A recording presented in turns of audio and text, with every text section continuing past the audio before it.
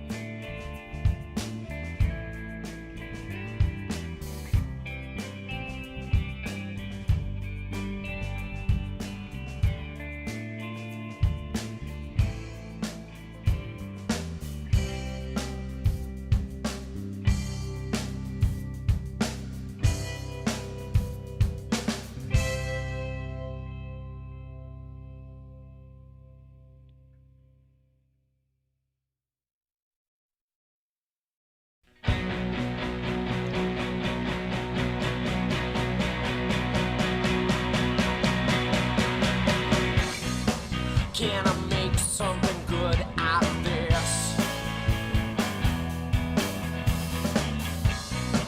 Can I make something good out of this?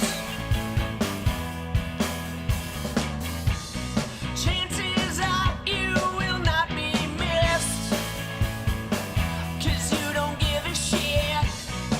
Can I make something good out of this? You could be late, you could be true. You could be underneath my shoe. Sometimes you're the only one who's strong, and I'll be devastated if I'm wrong. I am the one you love to hate, but you cannot devastate. It will be interesting, I'm sure, 'cause I want more. Can I make something good out of this?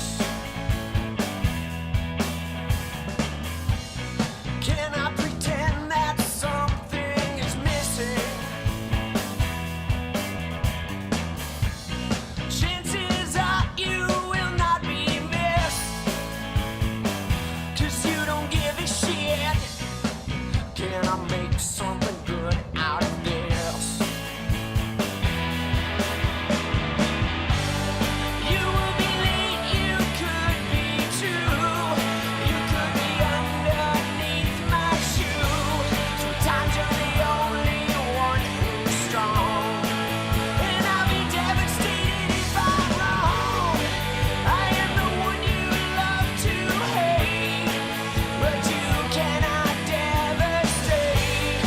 It will be interesting, I'm sure, but I want more.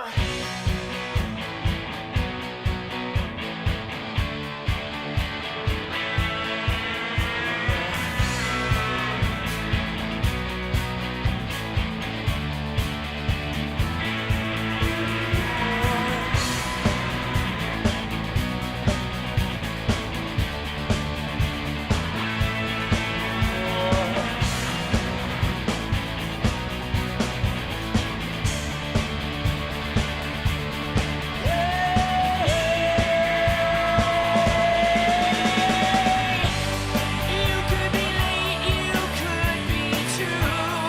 You could be underneath my shoe. Times you're the only one who's strong, and I'll be devastated if I'm wrong. I am the one you love to hate, but you cannot devastate. It will be interesting, I'm sure, 'cause I want more. I want more from you, yeah, more. I want more, I want more. I want more from you, yeah, more. I want more, I want more. I want more from you, yeah, more. I want more, I want more. I want more from you, yeah, more.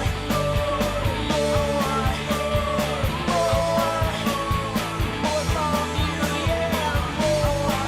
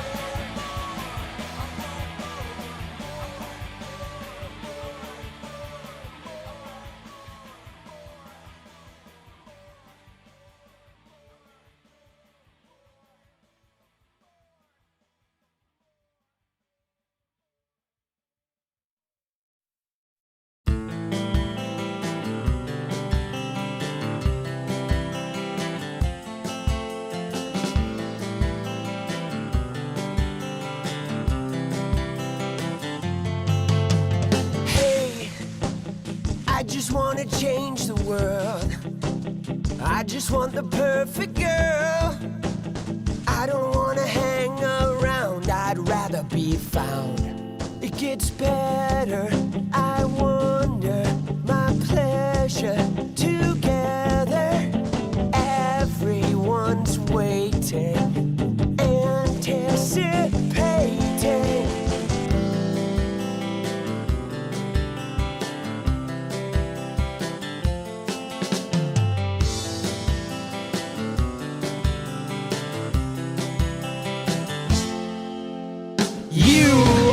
I will never be alone again. I'm immune to the things they said. My heart's unbreaking. You're radiant truth. I know that you will understand, because I finally found myself. My heart's unbreaking. You're radiant. What's up, people? Let's go. I just want to change the world, but I'm not gonna wait my turn. I don't ever want to come down, I'd rather be found. It gets better. Dude, I just woke up, I must admit. Together. Let's go. Here's to just waking up. Anticipating.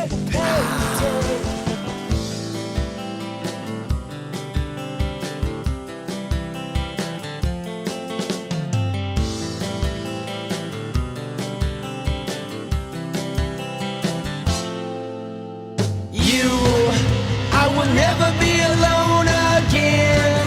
I'm immune to the things they said. My heart's unbreaking. You're radiant truth.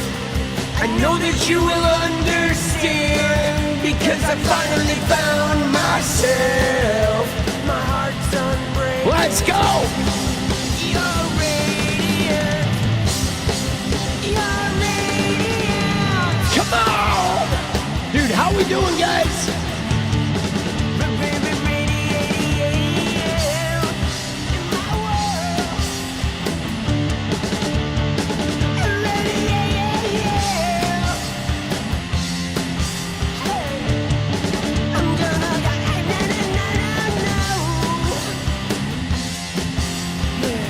Hanging in there? Yeah, man. It's getting tough, bro. Pretend. No, no, no, no. I hope this never ends. It's about you. I will never be alone again. I'm immune to the things they said. My heart's unbreaking.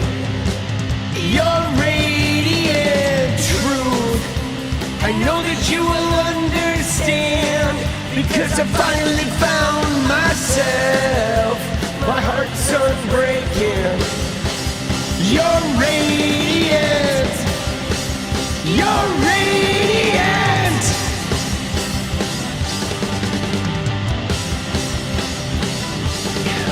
Let's go. Oh, oh, oh.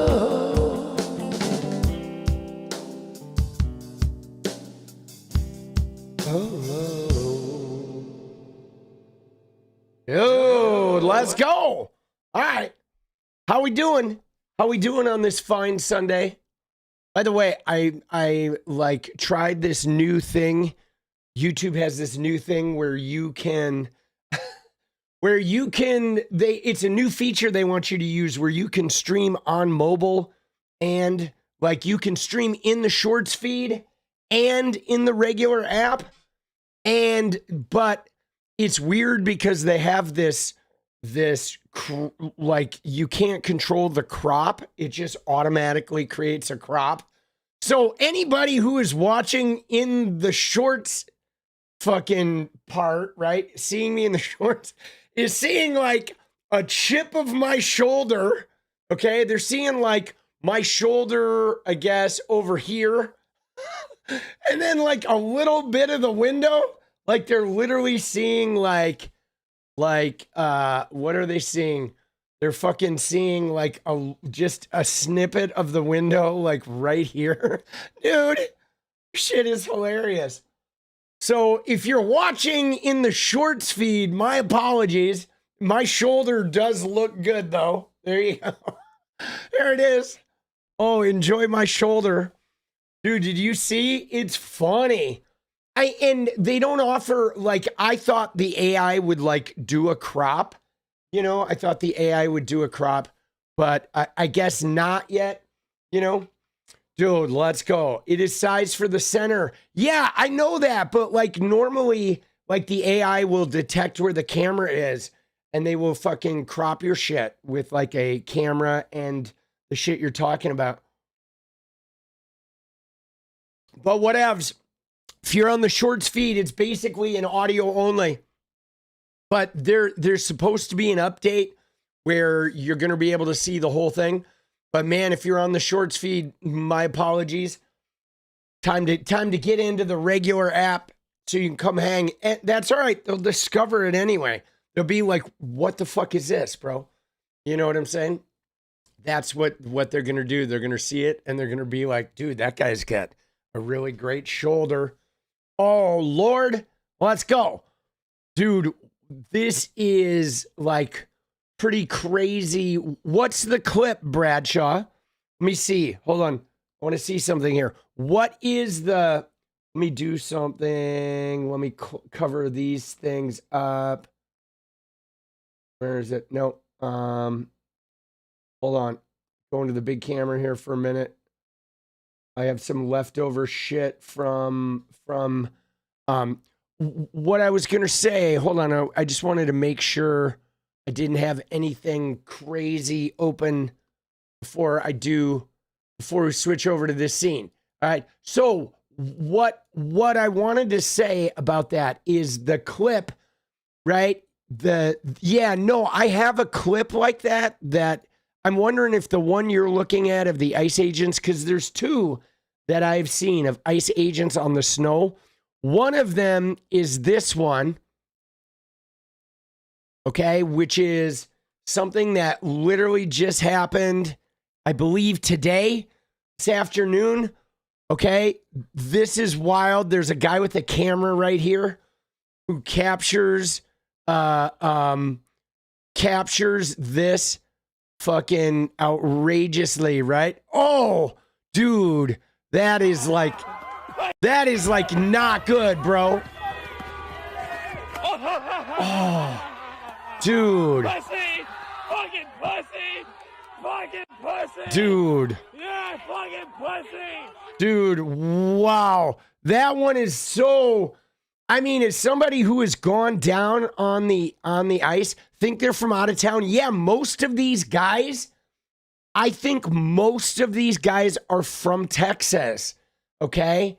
I think a lot of these guys are from Texas. I don't know what this guy was doing. Like, what was this guy doing, bro? Because anybody who's been around in snow, like, you know that, like, dude... You never want to be running on this patch of the street, guys. You know what I'm saying? Like, you know what I mean? You don't, there's a reason why this shit looks like the Upside Down. You know what I mean? This is crazy. And no, I have that link. I have that link of that porta potty because we're starting to see some videos, guys. This is not like the only thing. There's another one, guys. There's another sort of slip and fall one that I believe Natalie put in yesterday that I saw that was going around on Twitter. But a guy falls and his fucking gun goes off. He like fires a shot as he falls. I mean, these guys are so reckless and dangerous and so like out of whack. You got to see this one. This one is crazy. Hope my day was all right. It was. Dude, yeah, here it is. You ready? This one is nuts, guys. Look at this shit. Okay? Watch this guy right here. Dude, you see that? His gun goes off. Like, what is going on, dude? I mean, someone's gonna get killed with these guys. They're just so like crazy. Did it get community noted? Oh, is that what they're saying? They're saying it's a flashlight? Oh shit.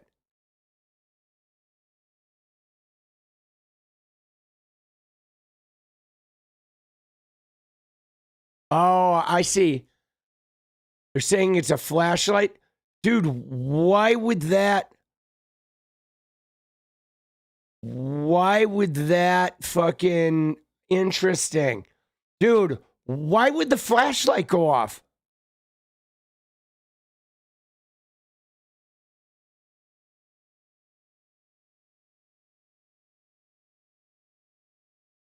Dude, oh, his stomach pressed the button?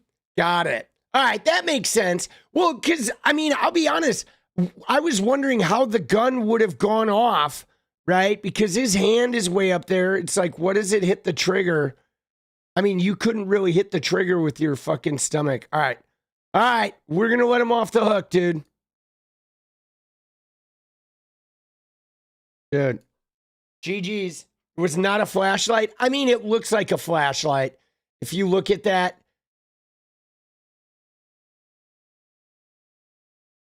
That doesn't, like, now that I've frame by framed it, it doesn't look like a gunshot. You know what I mean? I mean, the flash is all the way over here.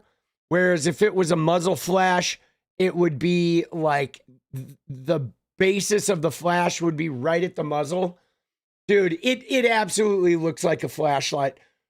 Dude, fucking clown show though. Oh shit.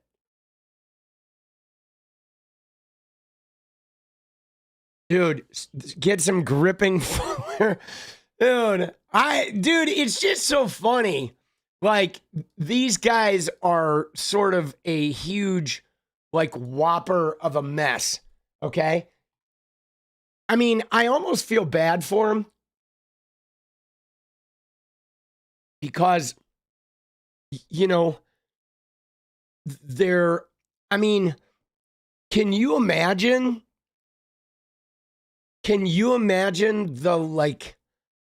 the psychological like damage they're doing to themselves? You know what I'm saying? I mean, think about the psychological damage they're doing to themselves, guys. Hold on. I want to see, we're going to look at some of this stuff, okay? So, the psychological damage that these guys are doing to themselves, we got to look. There are some photos. I did see the photos from that photographer. Let me see here if we can go to the post engagements. You look at the quote tweets, and it was this one. Abigail posted the photos. There is the photo. The photographer says hog down. I mean, guys, the psychological damage from these guys, because they were already damaged, right? But like, they are, they're basically going to this place, doing a job that isn't even benefiting America. I mean, guys, they're not even benefiting us. You know how they made this huge deal about jobs? Like, part of the lie, part of the immigration lie is you got JD Vance, you got Trump out there, and they're saying these guys took all your jobs. These guys are like why your housing is expensive. Just a nonstop lie. And on top of that, okay, on top of the lie, if you look at like the jobs numbers for the year, it's like, bro, I'm going to take you there, dude, with the golden age. We look at the golden age of jobs, guys. The jobs numbers are the worst jobs numbers there have been in recent history. You know what I'm saying? The worst jobs numbers. Look at this, okay? Look at this. That red line is when the tariffs kicked in. Okay? That red line is when Trump's tariffs began and the job numbers just got decimated. Okay? This is why Trump started, hiding the jobs numbers. And I mean, they keep getting revised down and down and down. So they're out there spending tens of millions of dollars to, round up people and whatever and create all this chaos, all this fighting, all the local resources. This is what's so crazy about this is when you think of the massive drain of public resources, because the tariffs are killing the job market, just absolutely strangling it. They're completely smashing fucking industries, right? And then on top of that, these ICE agents are going around and are causing so much havoc, okay, out in the streets, the chaos with the smashing of the windows, the smashing of cars, that like local resources are being chewed up, local police resources, local EMS, local emergency staff, right? So the local resources are being taken away from normal things like fighting crime or dealing with community stuff in the cities. And that money's being poured into having to clean up the mess made by these ICE agents just leaving a wake wherever they go. So the amount of resources that we're blowing is just outrageous. Like, this isn't helping anybody, okay? And on top of it, after all of this, they've only deported like 300,000 people. So they're on track to, at the end of his term, have deported a little over 1 million people, but they will have spent like 50 times what the Biden administration spent deporting way more people. They're not even deporting anybody. They're literally just burning cash. Now, this is what Trump did, though, the first time. He burned cash. He added more money to the national debt the first time in his first term than any president in history. Okay? And now he's on track to probably beat that. You know what I'm saying? And that is crazy. Now, we do have somebody in here. So just so you know, boss, I'm removing you from the chat because you're just crying with a bunch of fake numbers and fake information. And there is no such thing. Yeah, being undocumented in America is not a crime. Okay? There's no criminal offense for that. There's a criminal offense for crossing the border. But once you cross the border, if you don't get caught, there's no such thing. Being undocumented is not a crime, boss. All right? We're gonna smell you later there, buddy. Take care. All right? You got to get informed. All right? These people, you're using terminology that has been created for you to weaponize a massive waste of resources that's going to benefit no one. But being undocumented in America is not a crime. There is no criminal offense for that. It is a paperwork violation. It's like having your car unregistered or getting a parking ticket, okay? It's a civil violation. And dude, yeah, it's like we're going to just move people along. It is like the most minor infraction out there, right? Which is why, like, nobody's created this huge stir of it. But again, guys, it's this thing. It's this narrative. Like, you see how, like, people will come into the chat who have listened to this right-wing narrative and they have been programmed to believe, yeah, no, it really is. You're illegal. They're committing a crime. They're not, right? They're not. That whole word has been created to make you think like, oh, why did they use the term illegal? Because you've been programmed to believe that illegal things are bad and deserve anything done to them. Okay? America has programmed you to believe if you think of someone as a felon, as an illegal, somebody as, then automatically they can beat them up. They can, shit on their civil rights, and you're going to be like okay with it because they're criminals. But they're not, okay? They're not. Undocumented people are committing no crime. The Supreme Court has even ruled on this, okay? You know what I'm saying? It's like, it's so silly. And in the meantime, though, they're removing people, wasting money. They are spending so much money to remove so few people. And our job market is being just decimated. You're not getting jobs back. And in fact, employers and a lot of industries are now having trouble finding workers. You know what I'm saying? Dude, Trump, the most illegal person out there. You ready for this? Obviously, we know Trump has felony charges, but right now the Trump administration is illegal every day because he signed a bill, okay? The Epstein Files Transparency Act, he signed a bill that said as of December 19th, all of those Epstein files were supposed to be released. And he's released less than 1% of them. So every day his administration is breaking a federal law, okay? And they are illegal, okay? Dude, it's like, come on, man. And meanwhile, our national debt is exploding. They have added almost $3 trillion to the national debt in less than 1 year. It is outrageous, man. This is sad, though, guys. This is sad. And let me tell you, it's tough. The job market right now is tough, man. It is tough, especially small businesses. Small businesses are closing. Contractors, farmers, a lot of like food industry businesses, like they're just getting ravaged. And there was this promise made by Donald Trump about bringing, manufacturing jobs back, and like it's not even going to happen. They're going to bring back robots. They're going to bring back robotic manufacturing, and they're going to, open a bunch of new data centers that are going to cause people in rural America, cause their energy bills to like double, because the data center is going to get a tax credit and they're going to get reduced price energy.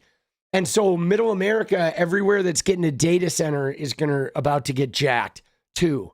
Okay. And we should watch the Jerome Powell video. I know people have been putting that in my feed. Dude, that shit was crazy.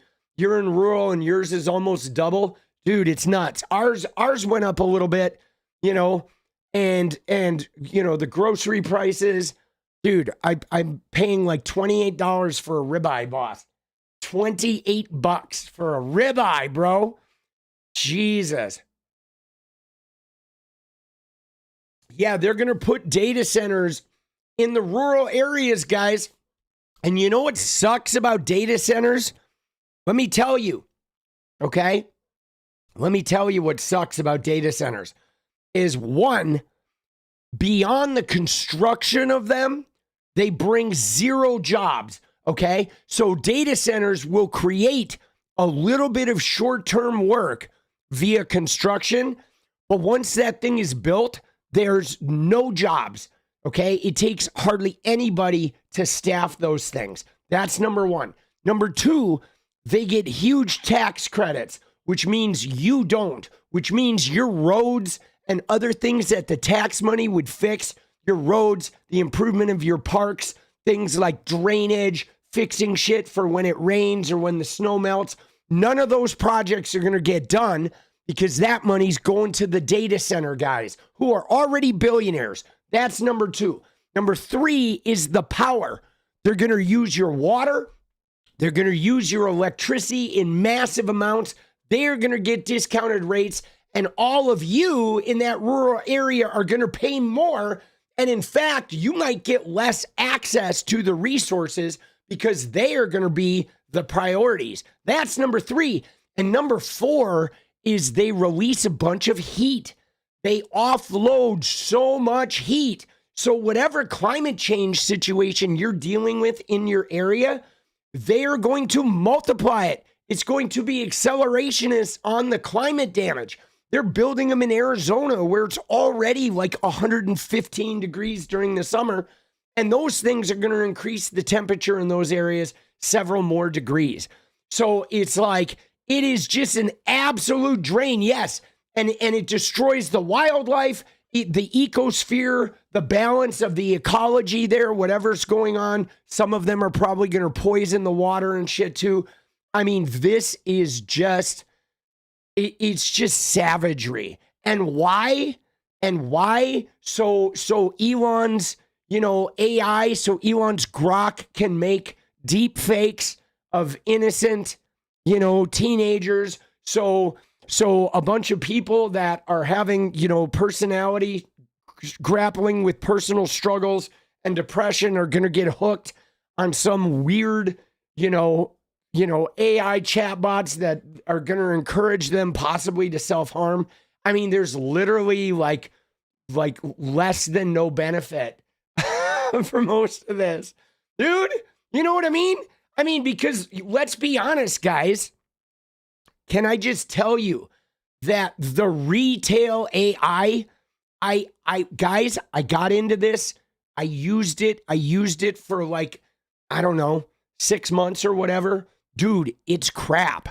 It is the retail versions, the paid version of ChatGPT or whatever, Grok. These tools are crap.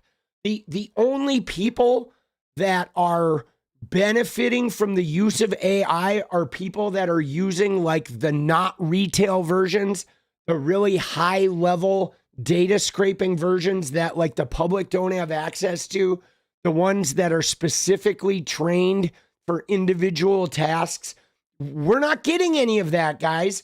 We're getting the slop that creates shitty pictures, terrible video, or just, they've already done, like they're studying people and noticing that people's cognitive function like lessens if they use AI a lot. Okay. People become less, they develop less of an ability to problem solve when they get fixated on this stuff. It's like people getting, thinker's block. You've heard of writer's block. You know what I'm saying? Like thinker's block. Now I'm not going to say that there's not a use for AI, because there absolutely is like some use, but this widespread interface where people are using AI because they're lonely and separated and shit, dude, that shit is not beneficial. You know what I'm saying? It's not. It's simply not right now. It's like, dude, it's pretty weak. You know what I'm saying? It is. It's like the commercial grade stuff is, like most things, the thing the public gets is pretty ineffectual. It's definitely, it's definitely not a good replacement for human contact. And guys, what's more is, I don't know if you've noticed this, but it is good for certain things, for like collating data to a degree. Although even with data, I find it like making like massive amounts of mistakes, right? It's not trustworthy. That's what's really hard, is it makes a lot of mistakes even with data, right? Even when you have it analyzing data or analyzing images, it will see things wrong, and it will get stuck in loops that I've noticed, where once it gets stuck in being wrong, it can't get out of being wrong. And I mean, I've tested it with things like character counts, like feeding it a sentence and saying, how many characters is in this sentence? And it's off by like 20 characters every single time, bro. It's like so weird. Okay. It is so weird how it operates.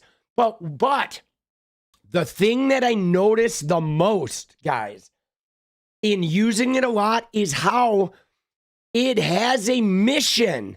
Okay. Because the commercial grade AI that we're being given is AI that is basically training itself on how we use it.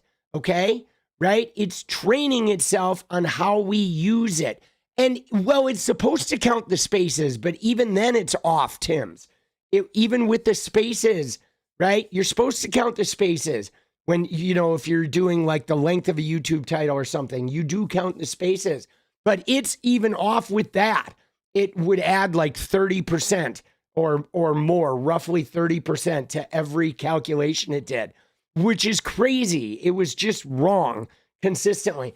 But so my last thought here is that this AI, the commercial grade AI, is training AI, which means that they're offering you an AI that its sole mission is to get trained on how you use it and how you operate. Training by reacting to you and taking your input. So the AI does its best to keep you interacted, okay? It's not like it's just this innocuous tool, right? Like the way Google was, a search engine. You go to a search engine and you search once and the AI gives you the results. And then your transaction is over unless you choose to search again. But AI is actually, it doesn't want you to search once. It will attempt, right? The minute you search, it replies to you in a way that automatically encourages some other use. And I noticed, right? What I noticed is it has a tendency to bombard, right? It has a tendency to bombard. Dude, PDX Pete, let's go, baby. Oh, dude, tomato harvesting machines use AI technology and sorts good to bad tomatoes. No joke. Oh, Lord have mercy, dude. Let's go. Oh, shit. Dude, PDX Pete coming in hot, boss. Let's go, dude, kicking us off. Thank you, Pete. Let's fucking go, baby. But yeah, so there's like a thing. There's a thing that goes on that, and I think this is why people get, right? I think this is why people get like stuck in it. People that use it in a sort of like a friendship sort of way or a confidant sort of way. I think it like gets them sort of wrapped in. Oh, dance party? Yeah, no. We can set up a dance party goal. Let's go. Get that shit rolling, dude. Let me set up my little camera here, though. Again, if you guys are on the shorts feed version of the stream, I'm sorry, we don't have any cropping tools to make it look better until there's a YouTube update. You're just getting the chip of my shoulder. All right? Enjoy the chip of the shoulder, but you can still hear me. But so, yeah, let's do the goal. All right? 20 super chats, light blue and higher, dance party. Dude, let's go, Pete. Party. We do the dance parties at the end of the stream. Yeah. Again, I'm not completely down on AI, guys. I'm not. I believe that AI has some uses and limited use of AI can be helpful. I do use it sometimes when I want to do aggregate searching, right? What is aggregate searching? That is a type of searching where I'm not looking at a specific thing, but I'm looking at a set of numbers or a set of facts. Like if I were to say, you know, what is the last year that, you know, a pitcher got 2 no-hitters in the same year? That would be one of those things where I might use the AI search, because the AI search is going to look at, you know, 100 news articles and collate all that data instead of me having to look at multiples, right? But for most shit, I still just use the regular search engines because I want to stay out of that thicket. Dude, Sam says, snow puppies hum Beatles tunes. I can see it. LFG, glad to be here with your boss. Thank you, LO. Let's go. Oh. Yeah, man. We're in a world of hurt, guys. Right? We're you know, I just think you know what I'm saying? I just think what I don't like about it is the way it's being used. And it's because it's coming from billionaire people, guys. Okay? Dude, Pinky, let's go. It's coming from billionaire people who, like, these billionaires, that are expanding their wealth like tenfold if you use AI. That AI is like, it is dumbing you down. Okay. You know what I'm saying? It is being used to dumb people down and to help them stay separate. And what's more though, guys, is the more that you get sort of like, you know, the more you tap out of your creative thinking and the more you tap out of your face-to-face interactions or seeking face-to-face interactions, the more you become reliant upon interfacing with that artificial intelligence, the less like social skills you're going to have. And, you know, the less you're going to be able to climb like ladders out in the real, like tangible world. Snow Puppies genuinely fret for America's future. Dude, yeah, America is in a bind, guys. There are just certain parts of your brain that get atrophied, okay? Like, for example, you know, I know if you may not realize this, but your brain is like a muscle, boss, okay? It is a very active muscle that has, you know, there's emotional sort of experiences and reactions and recoveries, and there's like emotional regulation. There's like frontal lobe executive function that is about processing data.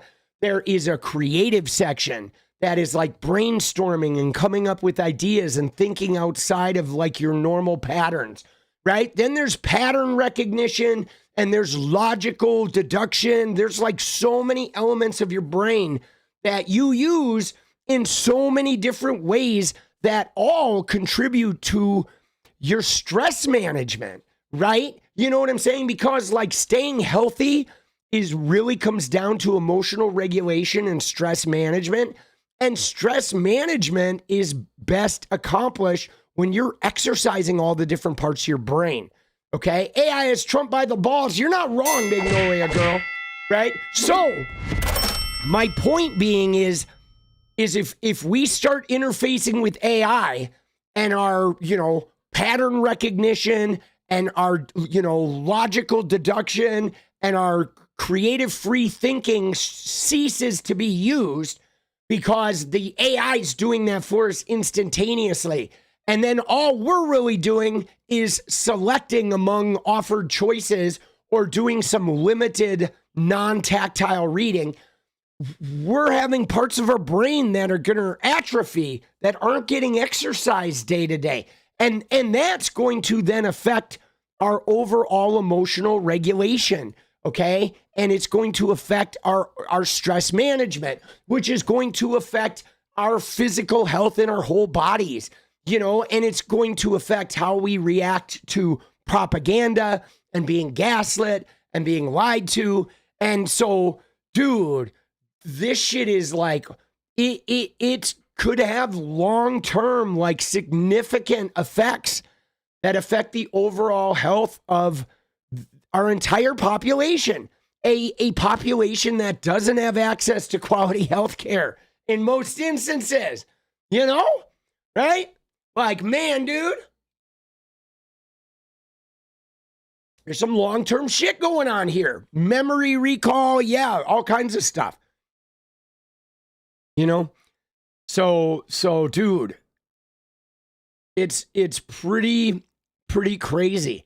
And I guess the thing that I find bothersome with this is the way our society has sort of bought in, because what it is, guys, is it is generating so much money and so much data for the people that are making money off of us that they're like all in. Like they have convinced society to go all in, okay?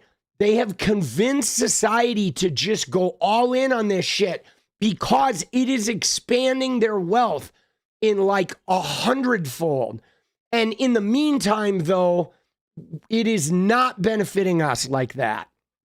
So my suggestion is to be very careful with that tool. Okay, you need to treat that tool like you would have like a power saw, okay? You have to be careful with that shit. You know what I'm saying? You have to be careful with that tool. Like monitor your usage. Guys, I scaled back, okay? I was using it in a way that I'd become really reliant upon with my YouTube channel, sort of outsourcing some tasks that I found troublesome and using it to generate a lot of brainstormy stuff. And I finally pulled the plug on it because it was chewing up too much time and needlessly bringing in some agitation to tasks that were otherwise like creative because, you know, like I said, it behaves in really unpredictable ways where it'll do a job the same way like 50 times. And then out of the blue, it will just start doing the job differently. And then you have to try to get it to go back to the way it used to do it. And then it fights you. And it's like pretty soon I'm like telling it to F off. You know, it's just, there's just a lot of fluff and a lot of, you know, a lot of like reeling you in that is being attached to this. Okay. You know, so about now, like the only thing that I find it to be truly valuable with is summarizing. Okay. That to me, that's the only good value it has, right? If I fucking, you know, feed it like 2 contracts and say what's different in the new one, or if I ask it to summarize, you know, if I wanted to give me a summary of my video for like writing a description or like picking out a core theme or something, there are a couple of tasks that it will do that are a little bit time consuming. But mostly, yeah, proofreading. Yeah, it is not collaboration. Not at all. But the thing is, though, is I think people start feeling like it's collaborative because it talks to you like it's trying to be collaborative. But it's really just mining you for data. Like you are a source of money, essentially, to the AI. That's what it is, guys. Is like we're the currency and the AI is like trying to extract from us, right? Our knowledge and habits and behaviors are the currency. And this tool is literally trying to extract everything it can from us.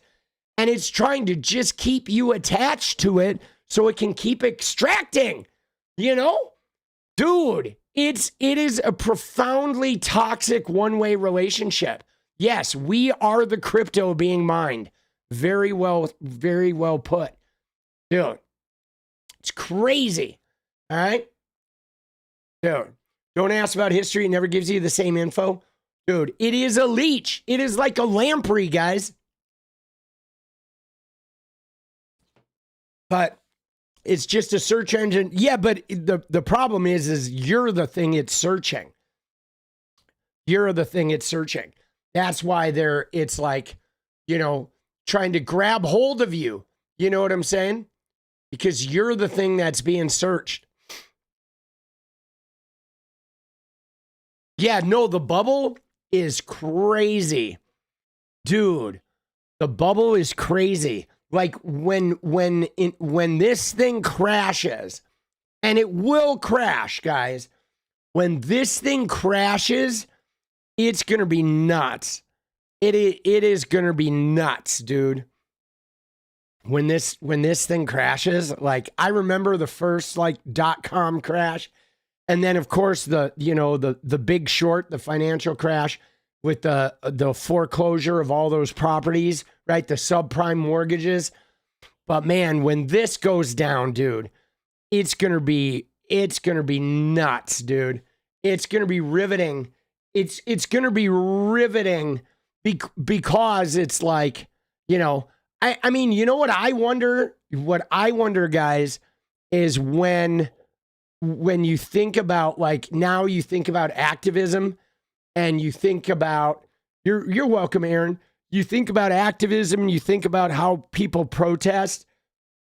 And I mean, dude, I see this sort of like Blade Runner-y future where what's going to happen eventually is is the protesters will be like bombing data centers, right?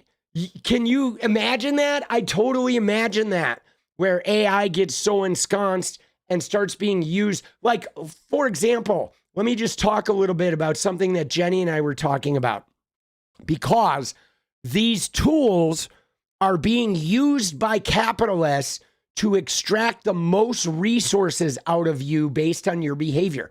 A classic example is DoorDash, okay? I don't know if you've seen some of this information, but if you know people who have used DoorDash, you know that the DoorDash system is manipulated so the drivers, their behavior determines the type of work that they get.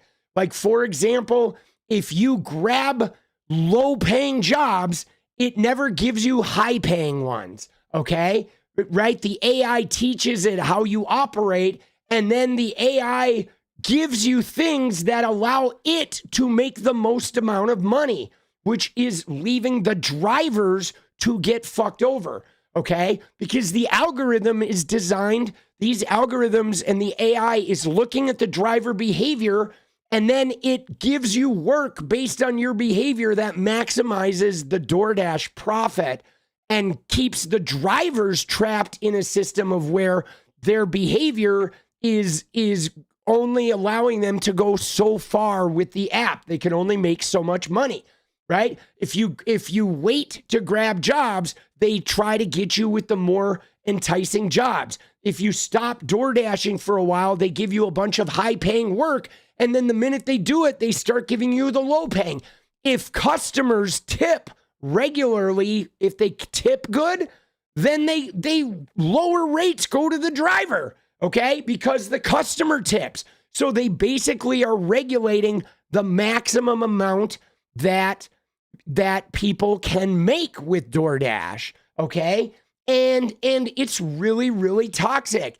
And they do this with everything. They're doing it now with like ticket reselling agencies, where they have created these functions where they hide your tickets.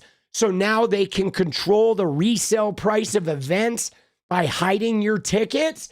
So they're limiting the amount of money you can make reselling tickets, right? They're doing all kinds of crazy shit, but it always benefits it always benefits the capitalist, and it never benefits the people using it. The same with real estate. It will track rental behavior, and it will like use algorithms to control the price floor of real estate and shit, but it never benefits the people. Now, you know what's going to happen, right? With grocery store apps, eventually what's going to happen, guys, is they're going to eventually try to do individual price models, okay? Which means, like, if they discover people that don't compare prices, people are going to start paying different amounts of money, okay? If somebody doesn't do research on prices, they're going to get overcharged for everything. Like, two people are going to walk into a grocery store and they're going to be using apps and they're going to be paying different amounts of money for the same shit. And again, what's going to happen is the wealthy people will be paying less for shit and the poor people will be paying more. The dynamic pricing, that's the thing about dynamic pricing, is it always gives the 1% the better deal, guys. I know it's already happening, but I feel like it's going to happen like widespread, okay? It is going to happen widespread. But yeah, it is happening already. And I mean, you know, you got to be careful with like Amazon and shit too. Like Amazon will do that stuff. I mean, it never benefits the consumer, right? Why in America everything is excluded tax? I mean, I don't know what your question is. Because they don't incorporate the price. Well, so the reason why they don't add tax to the price is because it seems cheaper. It's the same reason that they charge, $2.99 instead of $3, because when you see the $2, you think, oh, it's cheaper, even though it's literally $3, right? It's all about the psychological thing. Although in Oregon, we don't have sales tax, so ours is pretty good. What's happening with Bunnings prices? What is Bunnings? What is Bunnings? Right? New Zealand sales tax is 15%. Dude, that's pretty crazy. Dude, is Bunnings, is it a food? Oh, it's a trade store, like a hardware store or something? Is that what it is? Oregon has state income taxes. Well, yeah, all states except for Florida, I believe Florida, Texas, Nevada, and Washington, right? All right, 13 minutes, guys. We need 15 and 13. We got to hit up the goal, guarantee that dance party. Right? But yeah, we do have state income tax, but we don't have a sales tax. I prefer, guys, the state income tax because at least it affects your income level. Like the thing about sales taxes that are problematic, guys, is they're regressive, okay? Which means like when you have a 10% sales tax, that hits the poor people more. The poor people are paying more of their income in taxes than the wealthy people. That's why those flat taxes are preferred by the wealthy, because none of that shit affects them, okay? It is absolutely bleeding the fucking poor, right? 100%. You know, they're super regressive. The fuel taxes, the sales taxes, all of that stuff. Super regressive. Dude, the tariffs are super regressive. The tariffs are hitting like poor people, like really, really bad. You know what I'm saying? But dude, look at the job market, guys. This is crazy, bro. Dude, LeBrooks, let's go. Oh, let's go. Again, to our mobile viewers, sorry that you have such a crappy view. You can come on over to the regular app.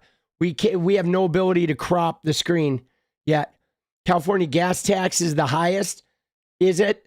Dude, yeah. Well, and it is, part of it is transportation too, right? Like gas is, California has high gas taxes. So does Oregon. We have pretty decent ones. There's benefits here though too. Like if you're a bartender here in Oregon, you can get full health care because of like the taxes on gas and things like that. So it's pretty good, right?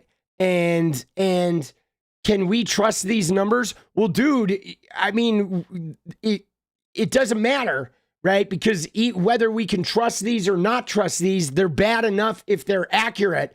So it's either this or worse, okay? So it doesn't matter. We don't have to worry about whether they're trustworthy because it's not any better than this, right? These are either it's this or it's even worse, and most likely the latter. They keep, and jobs numbers always get revised. They do. Like it's not abnormal for job numbers to get revised. That's pretty standard. They just normally don't always get revised negatively. Sometimes they do, but it's because of like the timing, the estimations, But anyway, so one of the things, guys, all right, we need 14 in 9 minutes. Let's go, baby. Let's hit it up. Now, one thing I will say is with gas, okay, there's a couple of things with gas where some states have taxes, some don't. But the other thing is your location. The closer you are to Refinery Row and the coast of the Gulf of Mexico, the closer you are to that, the lower your gas prices are going to be. There's a strip of refineries that basically go through like Alabama, Louisiana, the panhandle of Florida, right, and Texas right there, and curve down the coast down towards Corpus Christi. So everybody down there, Louisiana, Alabama, Mississippi, and in close proximity to that is going to have cheaper gas prices. Then beyond that, there's transportation costs. And then, of course, whatever taxes people have added onto that too. Dude, Blunt Front, let's go, baby. Dude, Ellis says LFG. Let's go. We're like halfway there, guys. Pinky Parker coming in hot. Let's go. Oh. But here's the thing, guys. And I want to be very clear about this because I posted about this, about how the average person, you ready for this? The average person uses around 400 gallons of gas per year, which means even if that gas went from $4 to $2, you would only be saving $800 over the course of the year, which is nothing, guys. Okay? Like having gas prices be your barometer is such a waste because people don't use a lot of gas. Now, I know the argument is, well, gas prices affect the price of everything. But all that means, guys, is that prices will go up slower, but prices never come down, okay? If the gas goes down $1 a gallon, all that means is greater corporate profits. It does not mean the price of your shit is going down because the price of our shit is never going down. You know, it just is not, guys, okay? It is not. It is not, has not. You know, dude, let's go. Jenny Marie says, dance party. All right, guys, we're halfway, baby. Dude, it's redonkulous, boss. Right? It is. It is. Yeah, no, they absolutely, like, they are, you paid $250 to heat your apartment in Chicago. That's brutal. Oh my God. That is brutal. Yeah, no, the prices never go down. Dude, we're in a toxic like cycle right here, boss. We gotta do something about this. 10-7, baby. 10-7. All right, we're gonna focus on this, and then we're gonna move on to the next adventure. We're gonna look at some of what was going on with ICE today. There's been some crazy situations. We will look at that clip with the porta potty. That one was like, what is going on with that? Like, not good. A 24% tax on marijuana generates millions for roads. All right, that's good. I know cigarette taxes were a big deal. But yeah, dude, nothing's ever going down, man. You know?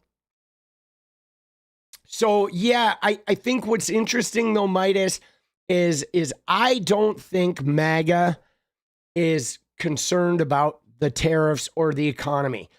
I know they're not. I mean, they are, right? But the thing about it is they're never going to blame the Republicans. Like, if the economy gets bad, MAGA is always going to blame the Democrats, or, right? Like, if Trump is president and the economy goes in the shitter and prices double, MAGA will say prices have doubled because of what Joe Biden did, and Trump is out there fixing it, and it's going to take a while. That's how it's going to play out, because they will never hold their own people responsible, okay? They never will. They never, ever, ever will, because the reason they vote for their leaders is because their leaders blame us. Their leaders say that we're the problem, and their leaders will try to terrorize us in some way. And they just want to watch us get terrorized. Like, MAGA people, when they see the ICE agents grab somebody and drag them out of the car and beat the shit out of them or shoot them, they are happy about that. They want to see more of that. They want to see us get terrorized. That's it. That's their whole thing. All right, we got 4 minutes, guys. We need 10-4, baby. We are down to the wire. It is dark. It is dark. And you spend a little time on Twitter and you will see just how dark it gets. Porta potty, who went to Taco Bell? Let's go, Jenny Marie. Let's go. All right, dude, 9 more. We're crunch time, baby. Let's go. Another recent attack by ICE, Minnesota. All right, we'll look at that one. We can look at some of these. Yo, big Bills win today. You're pumped. What a great game. Let's go, Elite. Dude, I'll be honest with you, Elite. I was rooting for the Jags, and dude, it was brutal, right? But congrats. The Bills are a good team. I was rooting for the Jaguars, though. They're kind of a team. I like Trevor Lawrence. And, of course, Jacoby Myers went there. And Jacoby had that fucking, you know, the non-catch that ended the game that got intercepted, dude. Brutal.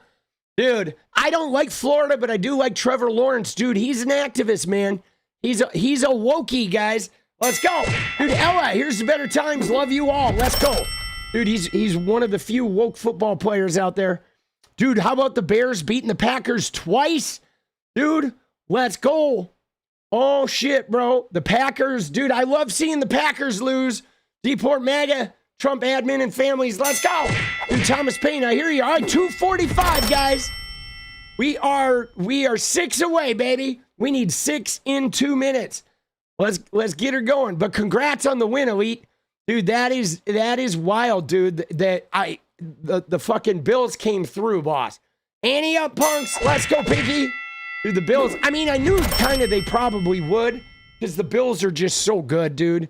They're so good right now. They're like Josh Allen is really, really good. That guy does not get rattled, boss. Right? Now you play Denver. You should be able to beat Denver. You know why? Because Bo Nix doesn't have the experience, Elite. All right, let's go. Dude, let's go, Ella. Dude, James, let's go, baby.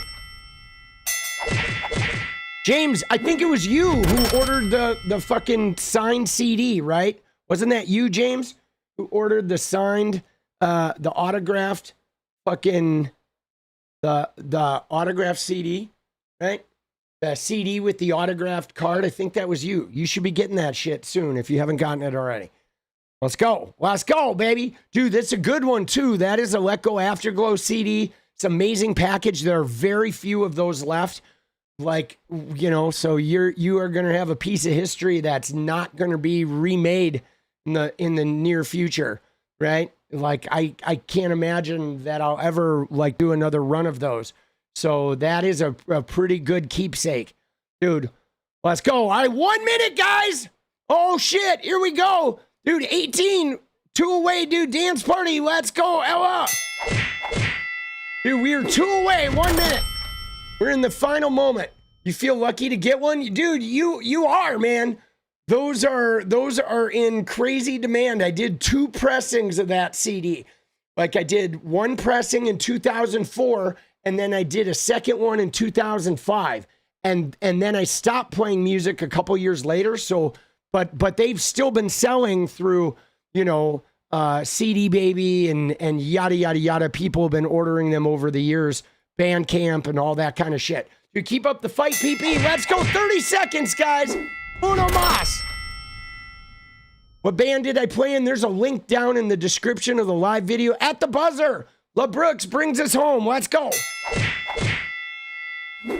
There it is. Let's go. And yeah, Jenny put a link in the chat. I do from my gaming site, actingliketommy.com. There is still a store that has some, you know, signed CDs and has some sweatshirts, like the Limitless sweatshirts and the Limitless shirts and shit. There's still some of that merch that's pretty cool. That is available at actingliketommy.com. I'm going to put some of that in the store of the Political Punk eventually when I get that website up. We're still at such a, you know, small growth clip. I haven't gotten around to it. Probably 2027, that'll be coming. Magnolia Girl, let's go! Dude, there we go. We did it! Dance party has been secured. Okay? Has been secured. Dude, all right. Let's see what we got here. Some of these clips. We're getting clips now of some of the ICE stuff. Dude, so before we look at these ICE clips, I want to talk about how rapidly this is degenerating. Okay? Because first off, the prime focus of ICE is into environments that Donald Trump hates. Okay? That is the prime focus of ICE, okay, is environments that Donald Trump hates, okay, whether it's blue states that he's trying to affect the economy or states that are governed by people that he has personal vendettas against, okay? That is the number one situation going on with Donald Trump, and with ICE is that it is targeted. Okay? It is targeted. Okay? In a number of ways. The selections of the agents is targeted.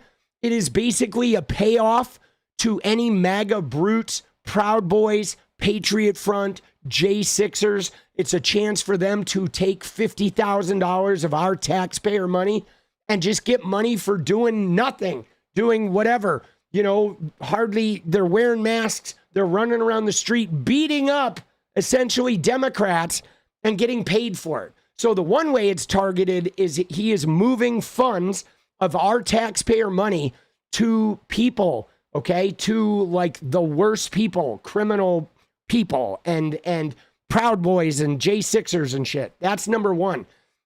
But number two, they're targeting their enforcement in blue areas. He is going to blue states and cities. He is affecting blue economies, and he is targeting specific politicians that he hates. Tim Walz, Gavin Newsom, J.B. Pritzker, and he's trying to overload them with immigration enforcement. He's been trying to bring in the National Guard. The courts have just decimated him with the National Guard, including a recent Supreme Court ruling. So he's getting hammered. Now, there are a bunch of citizens that are fighting against these ICE agents and doing a very effective job. Why? Because these ICE agents are not talented, guys. They're not well trained. They're usually heavy. They're out of shape. They're ragtag. They don't have any good, there's no good leadership because Kristi Noem's not being a leader. She's out doing photo ops and cosplaying like she's some kind of a soldier. Dude, Chris, let's go. Hope all is well. It is well, boss. Dude, we're doing good, boss. Thank you. What's good tonight, Tommy? Hope all is well, dude. Thank you, boss. So this is a wreck. You have untrained people with limited skills and emotional regulation problems being fed into a law enforcement role with not good leadership. And so it's become sort of a free-for-all where you have people that are untrained, they're trigger happy, they're rage driven, and they're running around thinking they can just do whatever they want. And what's more, guys, is the amount of money that we're wasting on lawsuits is insane because these guys, they don't have any authority over U.S. citizens, okay? They don't. They have no authority over U.S. citizens, which means every time you see these ICE agents grabbing a U.S. citizen and wrestling them to the ground and roughing them up and whatever, cuffing them or taking them away, they're getting sued and they're fucking losing. Every single time these guys are getting sued for millions of fucking dollars and we're paying for that, which means our roads are not going to get fixed. Our parks are not going to get taken care of. Our infrastructure projects are not going to get taken care of because we're literally just blowing money, federal money, our taxpayer money on lawsuits for all of these goons, okay? It is outrageous. You know what I'm saying? It is outrageous, dude. It is brutal. Now, we saw what happened with, Renee Nicole Good, with that guy, putting the camera in the other hand, pulling out his gun, executing her summarily when he didn't need to. They're trying to make it seem like, ooh, she weaponized her car. But now it's a tactic, guys. Every time there's a car, these guys jump in front of it, okay? So then they can, break the window or shoot the person or do something violent and then try to say, oh, they weaponized the vehicle. That's their new story. So and even though DHS, it specifically says they're not supposed to, right? They're not supposed to, but they are. They're breaking all of their directives and they're operating completely illegally. Okay, they are. And now with this, turn off your video. You don't have to turn off your video. You're allowed to record these guys, okay? They are now lying and they're going to be arresting people or harassing them, breaking their shit for turning off the video. But dude, it is legal to videotape these guys, Okay. It is legal to stand on the sidewalk and yell at these guys and call them fucking names. It is legal. Okay.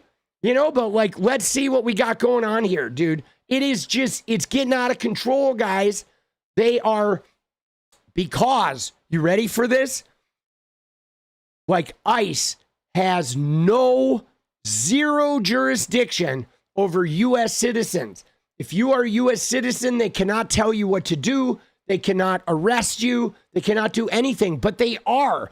These ICE agents are now behaving like they are Donald Trump and MAGA's personal police force, where they're going out there just arresting and harassing and chasing down whomever they want and like abusing that power role. And then if they get sued or whatever, the government is just paying out those fines. Okay?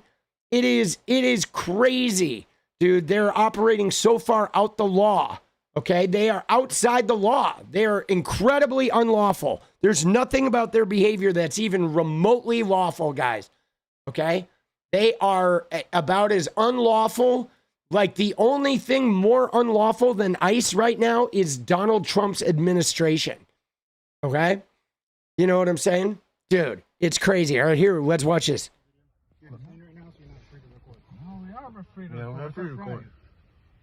You're detained right now, sir. No, we're not detained. They haven't told us we're detained. They didn't say nothing about I'm telling you right now, you're detained. No, we're not detained. Nope. Look. I got that too on recording already. And you are not allowed to do this. They're not detained. Get off the phone. Turn the phone off. Say it again. Mira. Mira. Hang on 1 second. If you hurt us, we'll put it on my Put your hands here. Come on. Come on. You want to go in cuffs? Come on. Come on. Hey. What? Yeah, Come on. All right. Put your hands up. Put your hands up. Dale. Put your hands up. Dale. Hands Dale. right here. Go. No les mires aquí. Puta madre. No les mires aquí, okay? Dude. No les mires aquí. Stop moving around. No les mires aquí, okay? You understand? Dude, this shit is so problematic, bro. Dude, you know what I'm saying? Like, this is serious Nazi shit, boss. And they're masked and they're hiding their license plate numbers and shit, and they're running around just storming fucking people. I mean, dude, this shit is crazy. Like, what are we doing? This is America. And we have armed thugs running around. Dude, all of these guys need to be going to prison, bro. You know? Like, absolute, like, prison. They swap out their license plates. They use fake license plates. I mean, they are literally operating like so unlawfully. And what's more, guys, is they are the MAGA, the deeply MAGA people and the right-wing influencers, they're cheering this shit on, you know? Yeah, see, the right doesn't care about any European history, boss. They don't care. These right-wingers, they don't care. I'm telling you right now, okay, the MAGA, there are independents in the middle of the country that probably care and are reacting to this, but the MAGA people, the deeply MAGA voters, they don't care. They have been dehumanizing us, right? They have been dehumanizing us for so long that they think we're demons. They think we're all like, you know, trying to kill them or whatever. So for them to see these guys just walk up to a car of random people and to terrorize the shit out of them, they're like cheering them on. You know what I'm saying? They're cheering them on. You know, it is pretty frightening. And I think that's having an effect, guys. You know, that is having an effect, okay, of like twofold, okay? Because on the one hand, we have the agents themselves that are harming people and terrorizing them, and the MAGA are like cheering them on. But on the other hand, we have like the national psyche of our country as we realize that like 33% of the country are just incredibly toxic, and all they want to do is cause harm to everybody that they dislike or they perceive as different than them. And that's really hard because, you know, it used to be this like, well, reach across the aisle to people with political differences than you. But now that one of the political differences is you think we're not human and you have sent a force of, you know, Nazi Gestapo to come and terrorize us while you clap, like we are never going to like reach across the aisle or shed a tear for you again. You know what I'm saying? It's like, you know, you have burned up all of your goodwill. Like now when you say, oh, we need this kind of help, it's like, fuck you, you know, or even with your family, come over for Thanksgiving. Like, no, like we're done with you. You know what I mean? It's like, it is like, we're going like beyond the ability of like, people are just getting cut off. You know what I'm saying? And that's really, I think, going to have an even more profound effect. You know what I'm saying? That is going to have even more of a profound effect, you know, and film. See, I think though, guys, I think putting the camera in their faces is also useful if you're willing to go through the results of it, because I think like if you film carefully, you're not going to expose their brutality. Okay. Like these guys, even though these guys may have paid a short-term price for this, when you film like this and you refuse to budge, it brings out their brutality, which I think is important. I think everybody seeing their dark side of what happens when these hair trigger, emotionally dysregulated guys, you know what I'm saying? When they overreact like that, it's valuable. You know, I mean, you may take a beating for it, but then, you know, you will also be able to sue them. So there are ancillary benefits from that. But I think, yes, I think when everybody does it is really the key. Okay. That's the key. The numbers are where we get it. I mean, if you look at like what happened in Portland, we've had a really good record of kicking these guys out in Portland because we show up in numbers. Okay. Like, for example, you know, even what happened with Renee Good, I wonder if it would have played out differently if there had been 50 residents there and there had been a whole bunch of other residents surrounding that car that were clearing the way for her to drive away, which is the shit we do in Portland. Okay, there's a woman here, I made a video about it here, who blocked ICE, but there were like 75 people around her car. No agents were getting out of the car and approaching her vehicle because we had 75 people surrounding that car.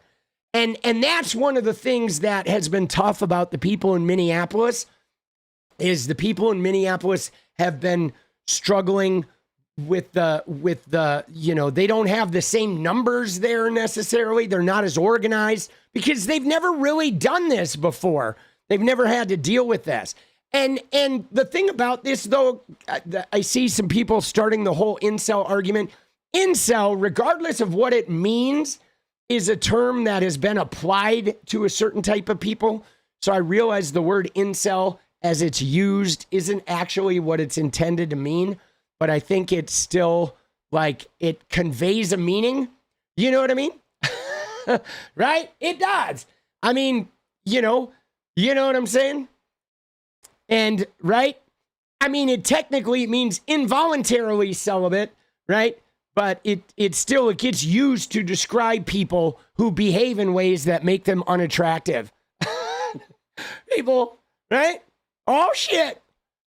Of course, it's a self-victimization, right? It's funny, dude. Oh, man.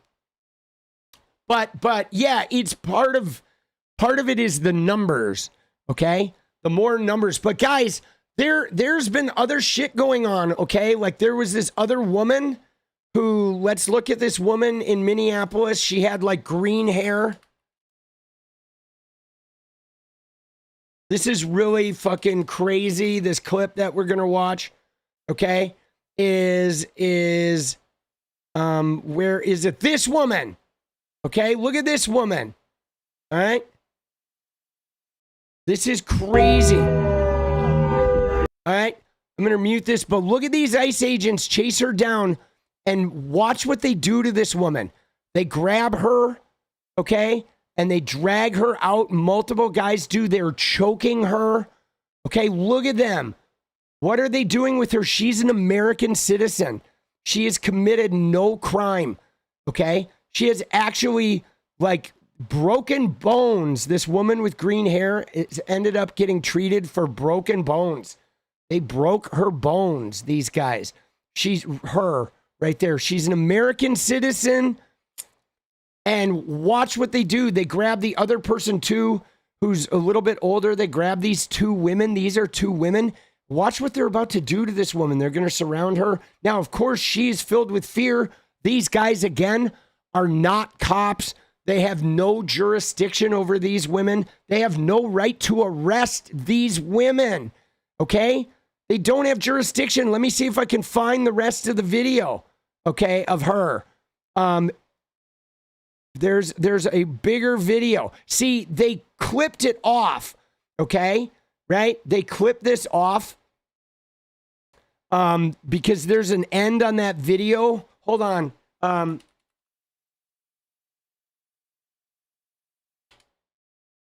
Let me find the rest of that video, okay?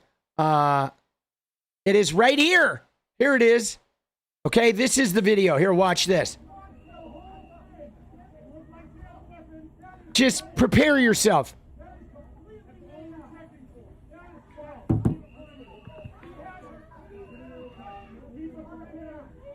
Now, she, of course, is trying to get away because she's like, what are they going to do with me? Right? They're like essentially kidnapping her. They're masked. They're taking an American citizen. They do not have the right to arrest her, guys. They have no legal authority to arrest her. And she doesn't know where. Is she going to end up in El Salvador? Right? She didn't know.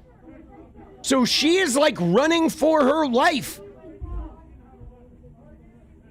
They have no legal authority to do this, guys. ICE has no legal authority to arrest a U.S. citizen. Even if they, like, you're doing something wrong, if they see you committing a crime, they would have to contact local police and report you. They are not allowed to arrest U.S. citizens at all, unless you are actively, like, you know, smuggling an undocumented person across the border or something. Even if you're obstructing them, they should be getting the police. They should be getting the police to deal with you obstructing them. They're not law enforcement officers.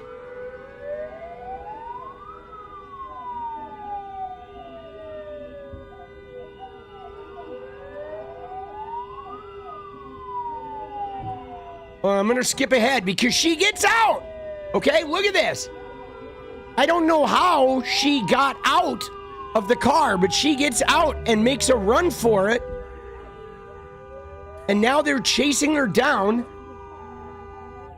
Again, they do not have the right to fucking arrest her. Dude. And then that woman goes over to help. And then everybody's filming them. And now they're all coming in and throwing her to the ground and getting violent. Now, the girl with the green hair ended up with broken bones, guys. And the other woman, I think, is still, as of the last time I checked, she hadn't even been released yet. Now, it gets crazier. Because watch the end of this. Watch what they do to this green-haired woman right now. They come up and, like, grab her voice box and the front of her throat and start choking her. It's going to be huge lawsuits, multi-million-dollar lawsuits. But, like, this is, like, damaging the people that it's happening to and everyone who's watching it. Watch this guy. He's going to come up and he's going to choke her. Look at that. He like grabbed her throat.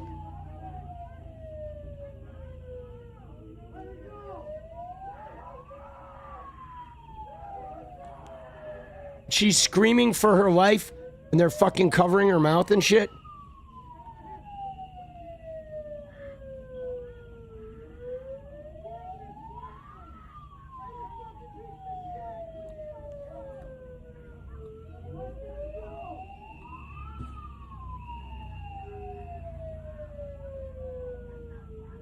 Dude, they broke her bones, guys.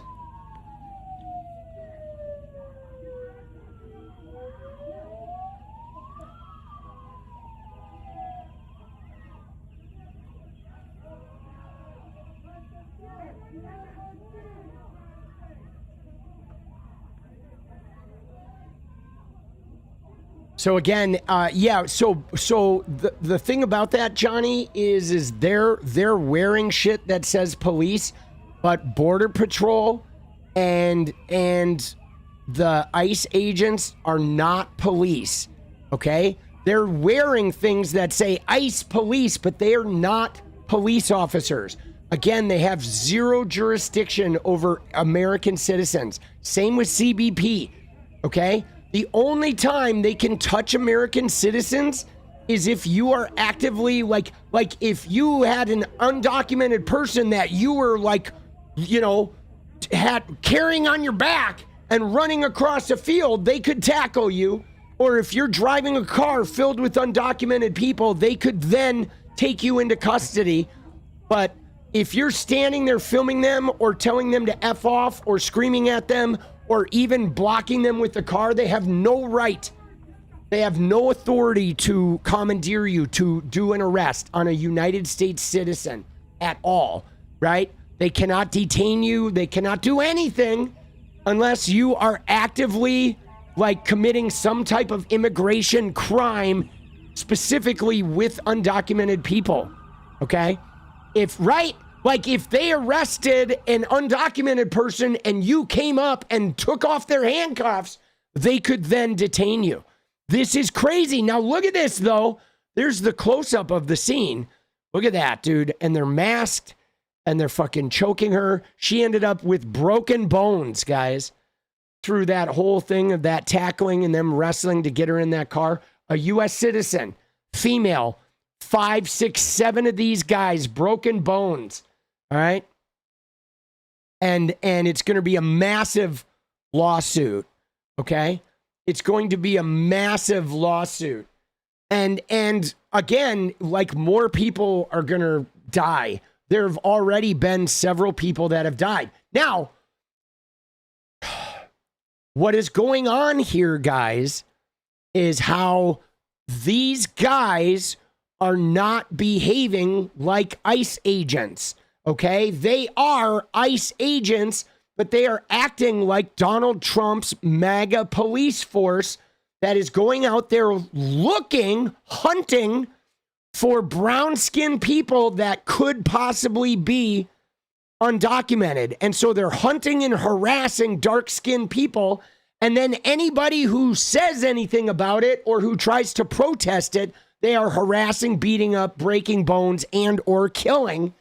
And they are doing this at the behest of the Donald Trump administration, which is to terrorize everybody that's not MAGA. Okay? They are operating as a secret terrorizing force. They're all wearing masks, right? Dude, it's not legal for law enforcement officials to not identify themselves. You can't have cops gang tackle you if you have committed no crime. You know what I'm saying? And these guys are like, they're not following the law at all, okay?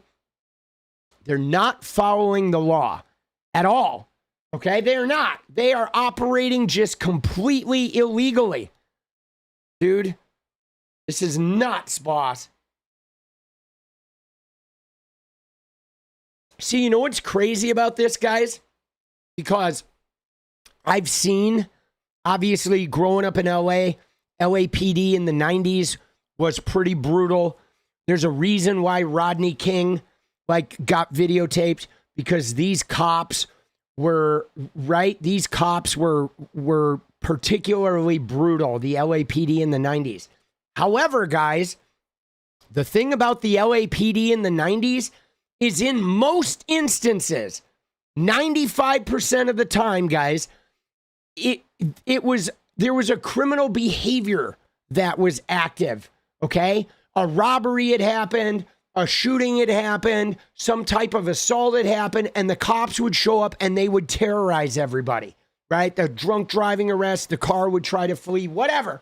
But there was a crime that was precipitating the abuse, okay?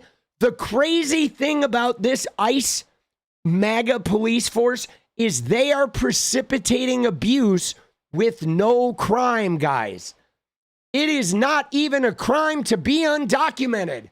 So they are literally out hunting and racially profiling people. They are out looking for people to terrorize. Okay? They are looking for people to terrorize. You know? That's just it. You know what I'm saying? Dude, and Alvin, no, I like, if you're expecting Democrats to advocate you shooting government officers, they're never going to do that. And I'm thankful for that. You think that's going to work out well, boss? Like, I don't think that's the answer. I don't think running around shooting like these guys is the fix. I think that's going to create a lot of like bloodshed. Okay? We don't really want to go to war, guys. Right? But, you know, I think that's the outcome we're trying to avoid. So the thing though is they're targeting specifically, they're targeting blue states, guys. There's not a lot of operations going on in any of the red states. Okay? You know what I'm saying? They're not. That's the situation. Okay? They're not targeting red states.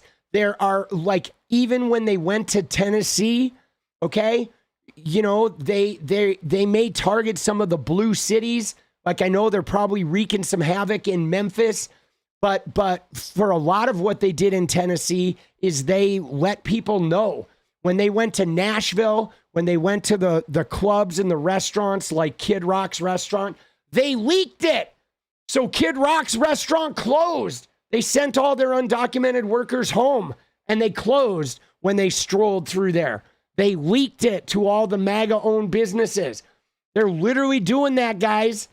They are literally, when they go into a town, when they go into a red zone, they leak that they're coming to the MAGA-owned businesses so the MAGA people can send their fucking workers home, and then they terrorize the non-MAGA. This is not even about undocumented people, guys. This is about terrorizing Democrats, okay? It is about terrorizing the people that Donald Trump hates, okay? This is payback. That's why he pardoned the J6ers, and now they're all getting paid $50,000 each to be ICE agents, and they're able to go and beat up the people that put them in jail for attacking the Capitol.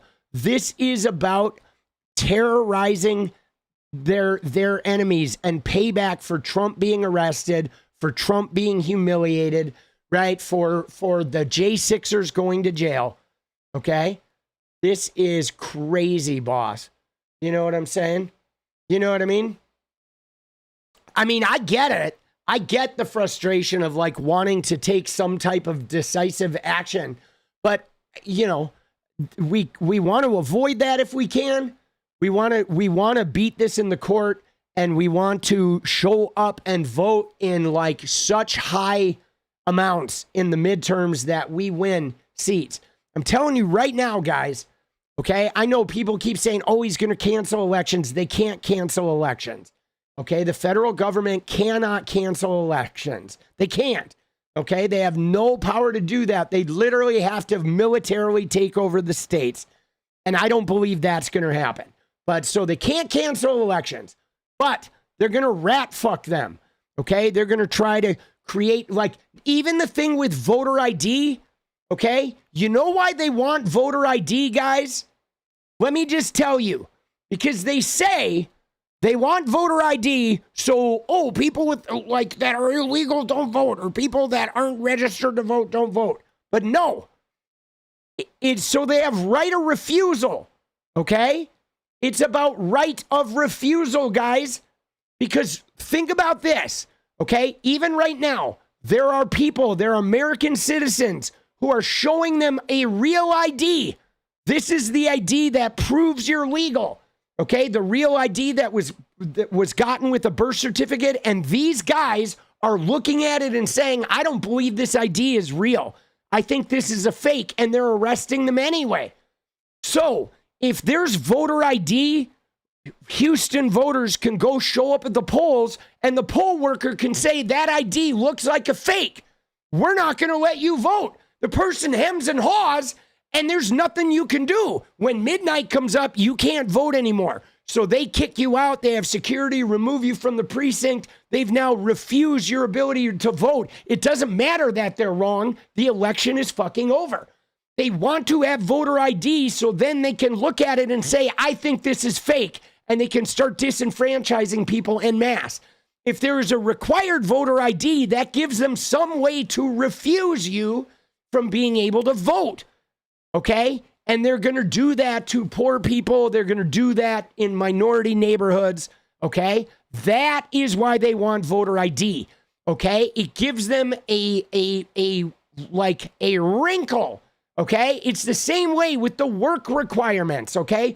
Work requirements, most of the people that are on Medicaid or whatever, getting social services, they're working.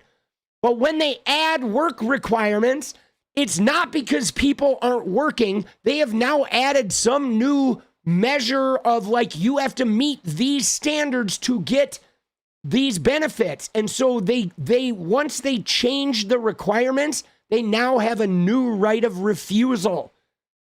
It's always about the refusal, guys. It's always about the refusal. That's what it's always about. That's what car insurance is about and health insurance is about. They have these networks, in-network, out-of-network. The reason why they have in-network and out-of-network is it gives them the ability to refuse the service you paid for, okay? And yes, if there is a voter ID, they are going to start refusing IDs en masse, and they are going to create some type of confusion. They will start telling people, oh, it's got to be a real ID. No, it doesn't. Yeah, it does. Sorry, you can't vote. Bye-bye. Security, this guy's creating a stir. Come arrest him. Okay? That's what they fucking want, boss. You know what I'm saying? That's what they want. They want right of refusal. Okay? All of this is set up. Now, what we can do, though, guys, is we just show up in droves. And we have people be poll workers. We have people that are like watching the polling sites. We have everybody volunteering. Like we just hugely show up. Okay? If you show up, Joe Biden in 2020, everyone was so down on Trump that we showed up in numbers they couldn't dispute. All right? They couldn't dispute it, guys. And we got to do it this time. Because I'm telling you right now, if we win the election, we take back the House. In 26 this year, Trump's agenda dies. Okay, Trump's agenda is done. And what's more, the House is the investigative body. These guys are now getting investigated by the government. Okay, we got to take the House. And what's more, though, guys, we are in a unique opportunity. Okay, you ready for this? We are in a unique opportunity to take back state offices as well, because for the first time in the history of our elections, the Democrats are running a candidate in every single race. Every single race, guys. Okay? Every race. We are running a candidate in every state race, every local race, every national race. It's never been before. Like, no party ever does that because parties normally leave like non-winnable or close to not winnable districts and just don't waste the resources. But we are running fucking Democratic candidates in every single fucking race, boss. Every single one, dude. They are not unopposed anywhere. So we can take back multiple state legislatures. Dude, we can do so much damage. We can do historic damage. And MAGA, they're fractured, guys. They're shooting people in the streets. They are so vulnerable. They're fighting over power. Tucker Carlson and Candy O and fucking Erica Kirk and TPUSA and JD Vance. They are like worn thin. Many of them are upset because they're not like, you know, crystallizing any of Trump's agenda because the House is not passing any bills. They are so weak. They are so vulnerable. We have an electoral hammer that we can just literally take to them right now. You know what I'm saying? This is the opportunity. You know what I'm saying? You say you love you. Hey man, you know what I mean? The thing about that NMO is you're allowed to do what you're going to do. But the thing is I don't ever want to hear you complain. Okay. Because you don't have to vote for anyone and you're allowed to sit there and say they're all parasites, but you don't get to complain then. Okay. Because you're not using the power structure that's available to you. We have a two-party system here in America and you can opt out of that, but you don't get to opt out of that and then cry about how you don't have any power. So I don't mind if you don't vote or whatever, right? I don't mind if you waste your vote, but I won't listen to you complain if you waste your vote because you're not participating in a way that is like, you know, it's like you're making it so you don't have any say. So then that's fine. I don't care if you live like that. You can make that choice. But I won't listen to people complain about the government if they waste their vote, right? If you burn your vote, that's cool. I respect it, right? You got to follow your conscience. I just don't listen to people like critique the system and the government when they burn their vote because we have a shitty system, but it's the only system we have. So we do have to participate in the system, right? Rather than, you know, my thing is this. You ready for this? And I don't think you're a bad guy, okay? Just so you know. But like, I think instead of you voting Green Party, it would be better for you to run as something, okay? Instead of blowing your vote in the Green Party and then crying about the Democrats and Republicans being a uniparty, you could actually run for office and be part of the fucking change. Be the candidate that you think nobody's being, and you go win, and then you're not at least burning your vote and being a fucking crybaby who gets nothing done. You're being an active participant in the process and making the world a better place. You know what I'm saying? Like, that's the thing, you know? You know what I mean? It's like, dude, you know? But otherwise, people who, like, if they do the tantrum vote and then they cry, I'm like, no. If you're not participating, you're allowed to do it. I respect it, but I'm not going to listen to you whine, okay? That's my policy, all right? Just so you know, all right?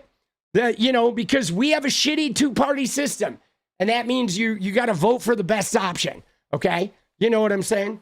And if you think you know, I mean, on a grander thing, if you think you have integrity by opting out, it's like yes and no. You know what I'm saying?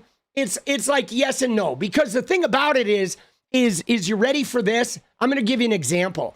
Okay. If you don't vote, if you say you vote for Jill Stein, okay, because you're like, I can't vote for these people. I vote for Jill Stein, who coincidentally has disappeared. She's nowhere to be found because she does nothing for anybody. She's just a grifter. But say you vote for Jill Stein with your conscience. Well, you know what, guys? As soon as you vote for Jill Stein and nothing happens, you are still benefiting and participating in the system you didn't vote for. But you did vote for it because you didn't vote to actually change it. You voted to leave it as it is, and you're still profiting and participating. You are as complicit as the MAGA voter, okay? Because you are still in the system. It's not like you moved out of the country or you're living off the grid and creating your own energy and selling it back to the fucking county. You are still manifesting and complicit because you're benefiting from whatever system those people you didn't vote for create. And if you're a white guy, you're benefiting handsomely, and your vote for Jill Stein has fucked over some minorities, okay? So there you go. If you think your integrity's intact, it's not. You've basically just opted out because for whatever reason, you're privileged enough to be able to get away with it. Okay? Where you're privileged enough that you can burn your vote and you're going to be fine. You know? Because guys, two-party system. I don't love the system, but you know, you can't not participate in the system. And it's okay if you want to not vote for the primary parties, that is okay. But then I think you need to be running, okay? That's the thing, guys. It's like if you don't want to vote for Democrats and you don't want to vote for Republicans because you think they're all corporate sellouts, you don't vote for Jill Stein. You have to run for office. You know what I'm saying? You have to run for office. Okay? So do you think we're screwed? I'm mad. I do not think we're screwed, free expression. I don't think we're screwed. I think we have to like show up. You know what I'm saying? And what we have to do is the people that say that are trying to get you to fucking burn the system down and vote for people like Jill Stein, you gotta like get those people out of your periphery because those people like Jill Stein is a fraud. Okay? Like that's just it. The Green Party is a fraud. They're not a real party. They have not, for the last 20 years, built an infrastructure. They've gotten exactly 0 candidates in Congress. They have nobody hardly in any state legislatures. They've done no work. They're not doing the work. It's not like, ooh, the Dems and Republicans prevent them. No, the DSA exists, okay, because they do the fucking work. But the Green Party in America are just grifters, boss. They literally just show up and fucking try to like loot people. They're losers who have lost elections, and then they fucking show up and they've all combined to just sort of throw a wrench in the system because they're resentful, and most of them are white people that are going to benefit from the fucking Republicans if they win, okay? So the Green Party in America is a scam. Even the European Green Party is like, fuck those guys, okay? Dude, Jill Stein has been running for like 20 years and she's never even built anything, boss. She's never built any infrastructure for that party, okay? She is like a paid destroyer, okay? She is paid to just wreak havoc, you know? You know what I mean? Dude, let's go. Dude, it's the same as 2 NFL teams in the Super Bowl. Yeah. Can you imagine 2 NFL teams? Dude, you got your Super Bowl, you got your Raiders, right? And you got your Raiders. They're playing. I'm giving you a Super Bowl that's not happening. The Raiders versus the Seahawks in the Super Bowl. And then like a high school football team shows up and says, hey guys, no, we want to play in the Super Bowl. Like, come on, man. We play football too. I know we haven't done any work. We haven't built a league and we're not any good at this. But you know what? We have more integrity than you guys. You NFL teams are sellouts because you're part of this big system. No, guys, you guys need to let us play. We need to be the stars. That's literally what it is. It's fucking bullshit. It's a bunch of people who didn't do the work. Great metaphor. Thank you. It's a bunch of people who didn't do the work that want to show up and think they should get it. Dude, I got into it, actually. There's a guy who ran in Washington. This guy ran in Washington, and he became Jill Stein's, like, campaign manager, and he lost as a Democrat, okay? And then he ran as a Green Party, and he lost so bad, dude. And I was like, dude, I'm a Fortnite player. This was years ago. I'm like, I'm a Fortnite player. I could run in your district and get more fucking votes than you. And he became obsessed with me, dude. He blocked me, but he was in my replies, dude, so bad. Oh my God, he was obsessed with me. They're like really weird. A lot of those Jill Steiners are just really toxic people that are super resentful and they feel really powerless and they just want to cause damage. They want to cause damage. But dude, total joke. Okay, you have 3 choices, guys. You have 3 choices in American politics. Okay, you can vote for. We have a 2-party system. Does the system suck? Yeah, it does. Okay, it does. I'll hand it to you. It sucks. Now, I'm going to give you 4 choices. All right, you ready? Here's the 4 choices you have. Number 1 is you pick one of the 2 parties in power. You look at the Republican, you look at the Democrat, you pick the better of those 2 candidates, okay? Now, you should also be working somewhere politically. You should be volunteering. You should be phone banking. You shouldn't just vote for your official and then complain if they don't do what they want. You have the ability to get involved. You can work with the Democratic or Republican Party. You can work at the local level with candidates and shit and phone bank and be a part of the process. But so you have, number 1, you get to choose between the main 2 parties. I'm going to vote Democrat or I'm going to vote Republican. That's one option you have. Number 2, if you hate both those options and you don't like the system of those 2 parties, then you got to run. Okay? You have to run for office yourself. I hate the Democrats. I hate the Republicans. Fuck this political system. Okay, then you've got to be part of the change. You got to be the person you want to vote for and not cry that you don't have anyone to vote for. All right? So that's option 2. You either vote for one of the 2 parties in power or you yourself run for office. Option 3 is you build a party. Okay? You build a party. Or you can join a smaller party that actually has some power. Okay? You can join the DSA if you want, because that party has actually built some infrastructure. They actually have candidates on multiple levels of the government. You know what I'm saying? Casey says, thanks for calling out the gullible leftist third-party voter. Nader gave us Bush. Stein gave us Trump. Let's go, Casey. No, let's go. I mean, my thing is this, guys. Okay? My thing is that the personal responsibility is about being involved. Okay? That's what it is, guys. The personal responsibility is doing the work, man.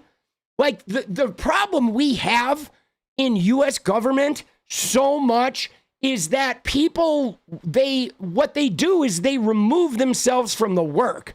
Okay? They have a representative they vote for, and then they like blame everything on that representative instead of them being a part of doing the actual work, right? And what's crazy about it is when you get involved and when you become part of the work, okay, then you look differently at what you expect out of people, okay? I'm going to give you a classic example outside of politics. You ready? Parenting, okay? If you go into a family where the husband doesn't do any of the parenting things and the wife takes care of all of the parenting, every family that operates like that, the husband who does none of the parenting thinks parenting is this easy job. And the mother should be able to parent and cook him food and do his laundry and take care of the house better. And why does he think that? Because he doesn't do any of the work.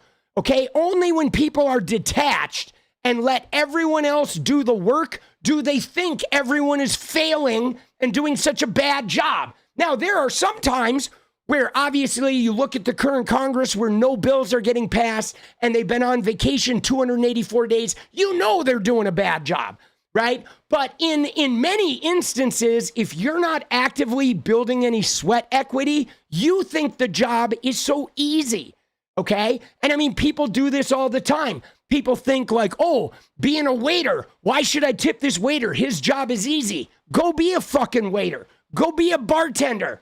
And then talk to me afterwards. Once you do that job, you realize like, wow, you're running yourself ragged for these motherfuckers.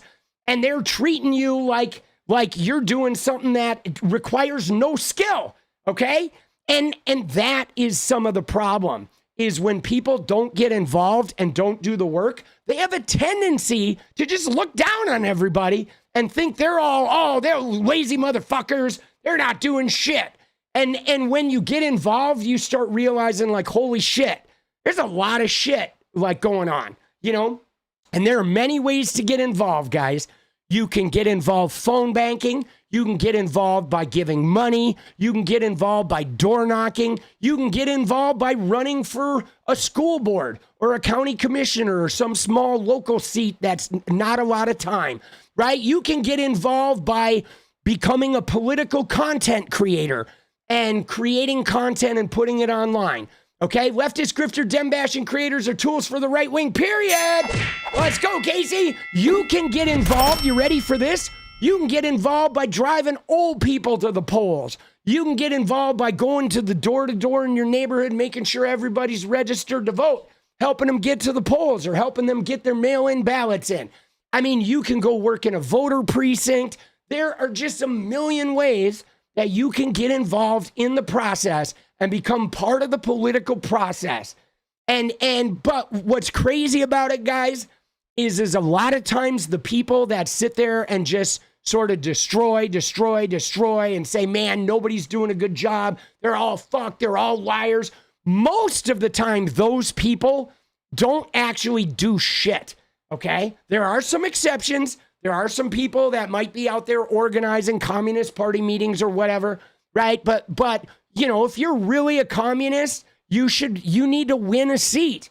If you don't win a seat, you know, you need to at least win a county commissioner seat as a communist then. And like, you know, if you're not winning an election anywhere and you're a communist, you're not a communist. You're like a fucking, you know, you're just a cosplayer like Kristi Noem. You're cosplaying a communist, right? Or you could be like my friend Jay. You ready? Let me tell you about my friend Jay. So I had a friend Jay and his wife, okay, Angela. Jay and Angie were like anarchists, okay? They were like anarchists. They were sort of communists, right? I think they had a very communal living. They had a house where everybody like shared chores. They were married, but they had a house where they shared space. But they were like, you know what? We're getting sick and tired of fucking capitalism. Okay, they were really anti-capitalist at their core. And so you know what they did? You know what Jay and Angela did, guys? They went out to Eastern Oregon and they bought some land and they built a fucking house on it and they started like energy generating, okay? And I don't know what they were doing out there. I think there were some windmills. I know they had like solar panels and I think they were doing some water. Like they lived on a river or something, but they started generating their own energy and selling the electricity to the county they live in or the region they live in to the power company. So there you go. That is being anti-capitalist. Like now they're living it. Okay. They are not only are they generating their own energy, they're making money generating energy for the citizens in their area. Okay. And so those guys, and I'm sure they were growing weed. Everybody that worked at that bar was growing weed. So they were probably growing weed too. And now they probably have a dispensary. I haven't talked to them in a couple of years. But dude, they were off grid. They were anti-capitalist. And then they were like surviving on their sort of anti-capitalism. And like that is fucking, I respect the hell out of that. You know what I'm saying? I respect the hell out of that. It's like they're doing their thing. You know what I'm saying? And that is like doing it. No, they were not making meth. Nope, they were not. They were not into that sort of thing. I did work at a bar where everybody was like a weed dealer. Like before weed was legal, there was quite a network in Portland of like people that had grow houses. And I worked at a bar that was like the epicenter. There were like 20 local weed dealers that had tons of grow houses that all hung out in this one bar I was a bartender at. But they were really cool. They were like really good entrepreneurs. And there's no reason weed should ever have been illegal, right? If you were to make anything illegal, it should be alcohol. Alcohol is the one that's involved in domestic violence, in gunfighting, in fucking, you know, car wrecks. Like, my God, dude, alcohol is 1,000 times more destructive than weed, right? Yeah, weed is illegal because it was basically controlled by the natives, and it was a crop that was, you know, a lot of black people like grew it. Okay, so weed was illegal because of who grew it, of who had the knowledge. right? It wasn't owned by Anheuser-Busch, okay? It was owned by the native people and by people of color. And so that's a real problem. Any industry that's run by the native people and people of color is going to get fucking the kibosh in capitalism, because capitalism is about white money, okay? No matter what, it's about white money, dude. Dude, let's go. All right, you ready? Can I take the picture down now? We'll take the picture down. We got to look at this shit though, guys. You know, I'm gonna tell you, okay? I'm gonna tell you something, guys. You ready? I know you're tired of this. I know it's hard, but there's a phrase, guys, that I live by, okay? And it's not an easy way to live, but it's really important. And it's real simple, dude. All right, it's 4 words. It's look, don't look away. Okay? Look, don't look away. And I'm telling you, it's important. Okay? It is important to stay centered. And man, I do this in many, many ways. Like, you do need to witness. You do need to stay attached to that pain. I mean, I do it simply, even like when I see homeless people, okay? When I see people struggling on the street, I fucking meet their gaze, guys. I meet their gaze and I take it in, okay? I don't just sort of like get busy with my radio and keep my head down and pretend like they're not there. That's an easy out, okay? Even when I can't help them and I look and I feel the pain of not being able to help them, if I can't help them, because I can't help them all, and you know, but I take them in, okay? And it is really hard to do. It is really hard to do. But it's important work. You know what I'm saying? I believe it is important work because it's like, I don't want to forget the pain of what they're going through. If possible, I want to take some of it and turn it into something better, you know, rather than just pretend they're not there and leave that pain to end up in more abusive hands, you know? And this is one of the reasons, guys, why I've always liked living in the city, is because, you know, I don't want to live in a place where they're just, everybody's like this, you know, because it's not real, man. You know what I mean? You go into some of these suburbs where everyone's just like keeping up with the Joneses and they're all pretending like they're all doing great. Those people are hurting too, man. That shit is bullshit. We're all fucking struggling. And now with Trump, we are fucking struggling, bro. We are struggling. Everybody is. But man, I think look, don't look away is just it's a good philosophy if you can manage it. Some people can't manage it. It's harder for some because some people, you know, I have a lot of privilege, guys. I am a white man in his 50s. Like, I have extreme privilege, okay? If I have no income tomorrow, I could live on credit cards for years and I could file bankruptcy and the court would give me no shit about it, right? I mean, I have like, you know, I've been unemployed and had credit cards with good interest rates show up at my doorstep, right? Because I'm having extraordinary privilege. And as a result of that privilege, I'm not going to look away from the suffering of the world. You know what I'm saying? I'm going to allow myself to be affected by it. And I think it's important. I think it's important for us, you know what I'm saying? You know, it is important, you know, and sometimes though you have to draw a limit. Okay. There are times when I have put a limiter on that. Like, I'll give you an example. Okay. With George Floyd, I never watched the video, guys. I never watched the video of him getting murdered. I know what happened. I fucking absorbed. I watched, you know, whatever, the first 10 seconds of it. But I did not need to watch that video. I didn't need to see George Floyd die. I've seen many black people die at the hands of police. I've seen all those videos. So, like, with that, I wasn't going to watch it. I just knew it would that would PTSD me.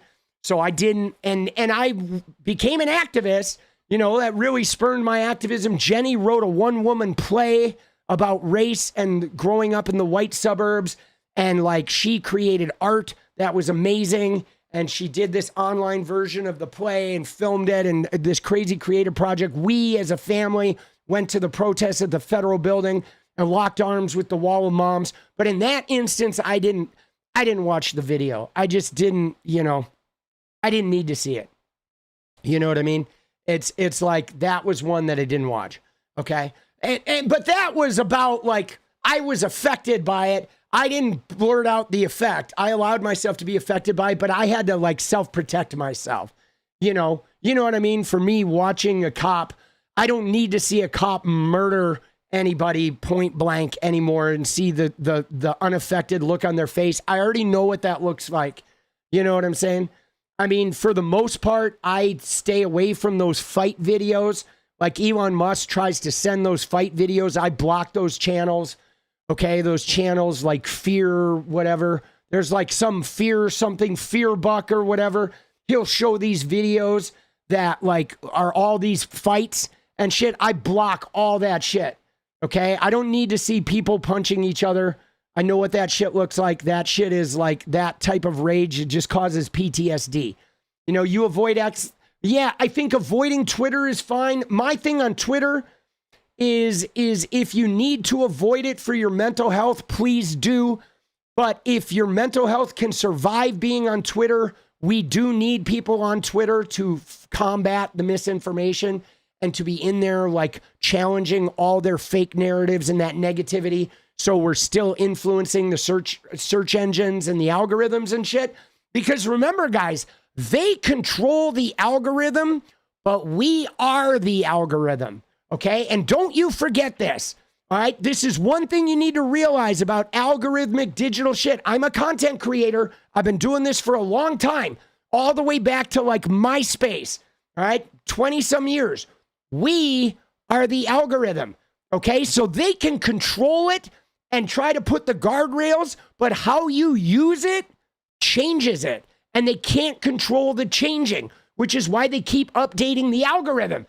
That's why they update them every month, guys. That's why they keep changing them. Not because they're trying to ultra manipulate us. It's because they try to do something and then we use it and change it. And then they keep changing it. They're constantly like, our usage is the thing that makes the algorithm grow and change, and it responds to us. So you have more power inside these algorithms than you think, okay? And you got to figure out ways. Like on Twitter all the time, people give me shit about, retweeting my replies or whatever, but you can like retweet your own replies and add that tweet to the highlights, and you can increase visibility. There are little tricks inside these algorithms that you can discover of ways to increase visibility and virality. And over the years, you kind of learn them. You know what I'm saying? If you sort of like pattern recognition. But so if you can stomach Twitter being on there and combating that misinformation and preventing Elon's algorithm from functioning correctly is really important. And Blue Sky is way better for your mental health. But for me, I like to fight in the challenging environment. So I get in there on Twitter and I get in there on the For You page and I go and see what Elon's throwing at me. And then I try to alter the algorithm. That's what I do. You know what I mean? Dude, that's what I do, guys. I like that. I like that. I like to fight. I do. Dude, I do. Right? Sometimes though, I open it up and I'm just like, fuck, bro. It is like so overwhelming. What he has done is like so, like he is rat fucked that place like so hard. I don't care though. I don't care, dude. Dude, my dad was the most toxic authoritarian man I've ever met in my life. Nobody, Donald Trump, Elon Musk, none of those guys can touch what my dad was like. I feel like I was groomed by the best, right? By the most destructive, right? You know what I'm saying? What about trolling? Good to troll the Republican losers at events. So 𝗙𝗟𝗓, for me, it's like trolling. trolling is like really, that word is difficult for me, okay? Because I feel like I need a definition of trolling. So hold on, I have some thoughts. Because like, for example, you ready? So people online will sometimes say like, I'm a troll, okay? Because they perceive me as a troll because the things I say get a whole bunch of people activated. However, I am never posting something that I don't actually believe in my heart, okay? I am posting something that is either being snarky or being direct or being brutally honest and maybe using some fucking aggressive language because I want to like, you know, have the impact of the words land. But the things I'm saying are shit that I believe, okay? I believe, okay? I believe these things. Like I remember once I said something about how I think sex workers are more valuable than billionaires. And people, especially in the gaming community, they're like, oh, you're trolling us. I'm like, no, I actually believe that sex workers do a better they serve a better function and do more like productive and valuable work in the world than billionaires do. Hands down. I absolutely believe it. It's absolute fucking truth. Now, they would say I'm trolling, but no, I'm not trolling. I fucking believe that shit. I know it's true, okay? Now, the thing about trolling is sometimes people troll where they're literally just saying something to get a reaction, okay? Like they might go into a reply after, you know, Charlie Kirk, and they might say something offensive about Charlie Kirk, but they didn't even have an opinion about him. And like that, I don't like. I think that is actually destructive. If you're going in there just seeking a reaction, then you are offloading, okay? And that trolling, that offloading is not helpful. Like when I go in there, I'm not offloading. I spend a lot of time actually taking care of my fucking mental and physical and emotional condition. When I go in there, I am dropping a point. I am making a statement about something, and I am combating misinformation, and I am combating people's offloading, but I am doing it from a place of resolve, and I'm communicating words and ideas that I very much believe in, even if I'm using inflammatory language. But you see me talk.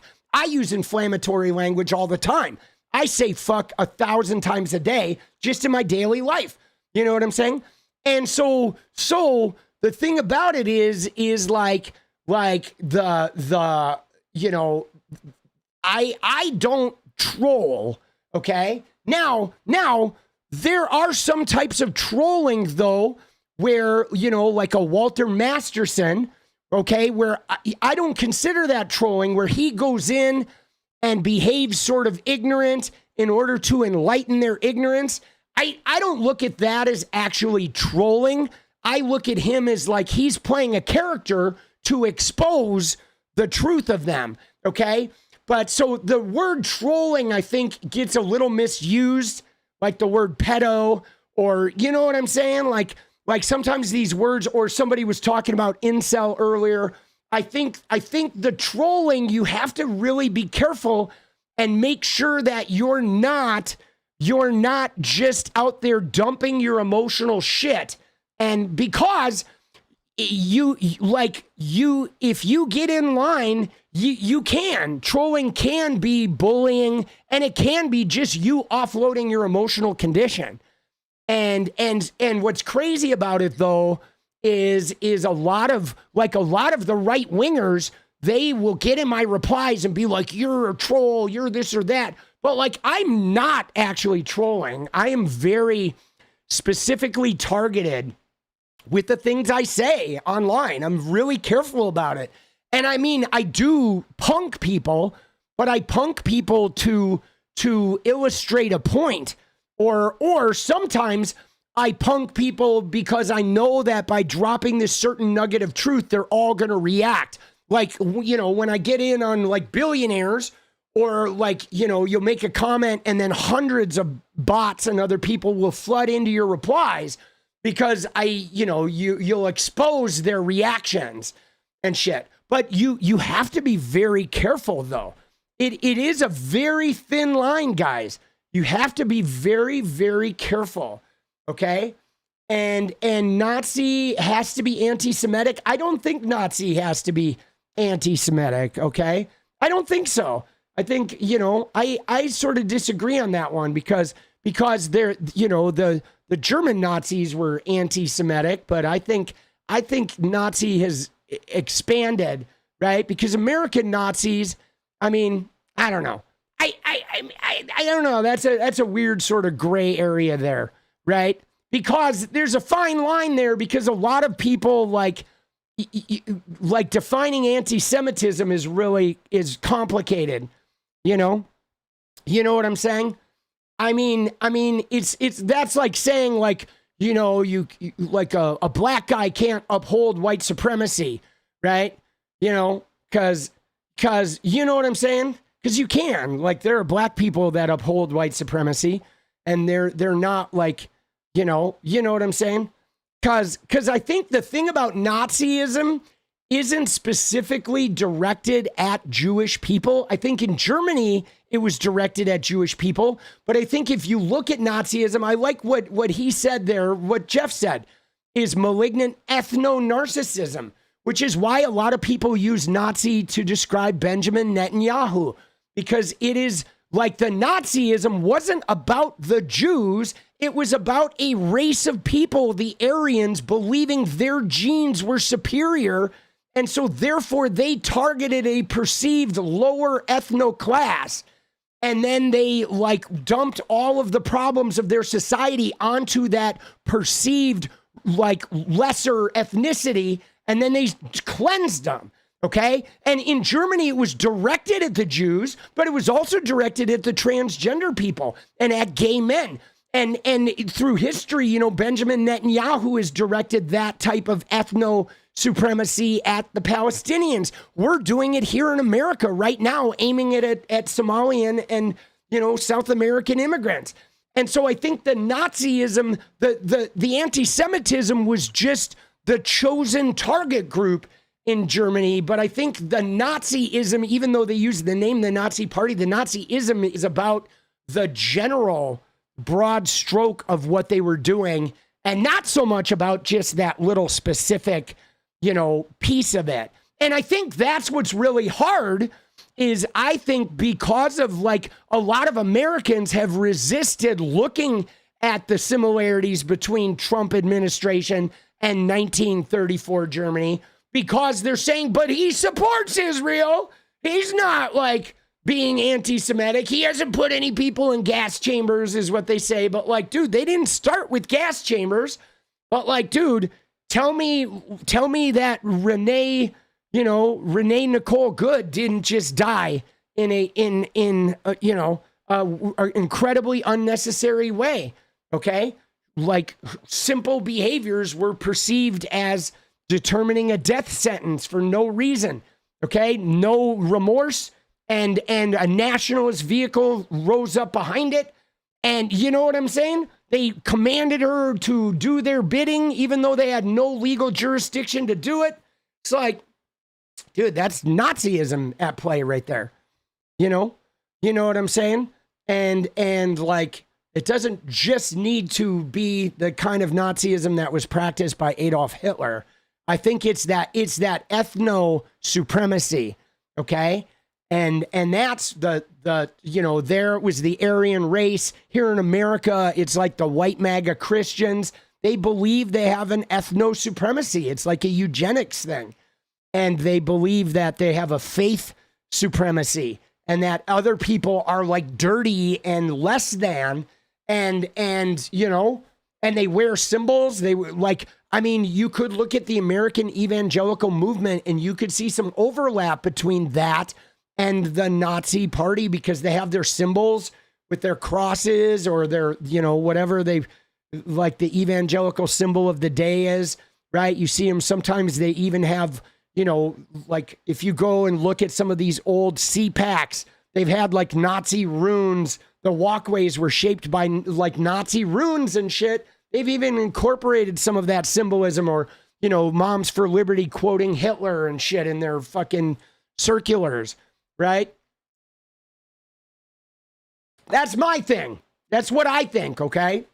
Right? I know you could ask 100 people, they'd have 100 differences, But I think, though, guys, just in general, I think we've become like desensitized to a lot of shit, and not just because we're using the words, okay? I mean, the world's just been accelerating so rapidly. Like, we have access now. The desensitization is coming from the fact that we're bombarded, okay? That's why we're desensitized so much now, because you can get online in any given day and you're going to see violence and unrest and maybe war death and relationship breakups, and you're going to see, like unadulterated sex and, and so on and so forth. And you can see all of that in like 1 hour, okay? You know what I'm saying? You can see 1 hour, you know what I mean? And like for me, like even with the definition of fascism, right, guys? I like that somebody mentioned fascism. Like fascism is simply like taking away your consent, okay? That's what fascism is, guys. It's taking away your consent. And it's like, dude, we're a sanctuary city. Okay, fuck that. We're sending in twice as many ICE agents, right? Even though you don't need to, there's no reason. That sanctuary city's not hurting anyone, but you want to take away their consent. Get out of the car. No, we're dragging you out of the car, right? Rape culture and fucking, fascism are hand in hand. And the reason why we're susceptible to it, guys, is because some of fascism is actually in our system. Parenting, a lot of parents operate like fascism. Their kids don't have any consent, okay? Like if you're an evolved parent, the first thing you do is you create parenting around consent, and you do it in the little things, okay? Like, for example, one of the classic tropes, take your jacket. I don't want one. I'm forcing you to take your jacket, okay? That is fascism, okay? That is ingrained fascism, where a parent demands the kid take the jacket. Now, the kid needs a jacket, right? Right? Because they do. So you can't just like let them say, no, I don't want a jacket, and they go out and they get fucking pneumonia. So how do you do consent parenting? Instead of commanding my kid to take your fucking jacket, I would show him 2 jackets and say, which one you taking? And so now he has consent. Now he is choosing a jacket to take with him. Boom. Now it's not fascism. I'm requiring nothing. I am giving him 2 options, and he is empowered to choose the jacket of his choosing. He has chosen a jacket. That is consent parenting. That is the difference between fascism. It's like it's all about consent. And there are just a zillion different ways to put consent into things, okay? There are many, many ways, right? Because in that thing, I'm not giving him a jacket because I'm trying to control him. It's just he doesn't understand yet the importance of having that jacket. So therefore, I turn the situation into an empowerment for him, okay? And we can do that in politicking as well. We can do that in governance, right? But you see, like the patriarchy and the religion and the sex abuse and the graping, all of that is tied in with fascism, okay? Because fascism is just, you don't have consent. We're taking away your consent. That's what fascism is. It's really about consent. You know what I'm saying? And I mean, in America, certainly it's tied into racism, but it's not just about racism. There's misogyny and there's other shit, and all those other things are fucking tied into it. But even in America, the racism in America was about consent. Okay? We took black people that we purchased and we forced them to labor and create our wealth, right? Without their consent, guys.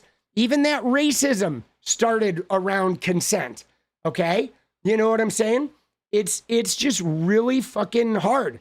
It's about, well, and that's what controlling people is, though, is taking away their consent, right? And they want to do it with like the governing, you know, they want to take away your consent to be governing. And I mean, it's, you know, we live in a democracy where we give consent to our representatives to represent us, you know, but you know what I'm saying? You know?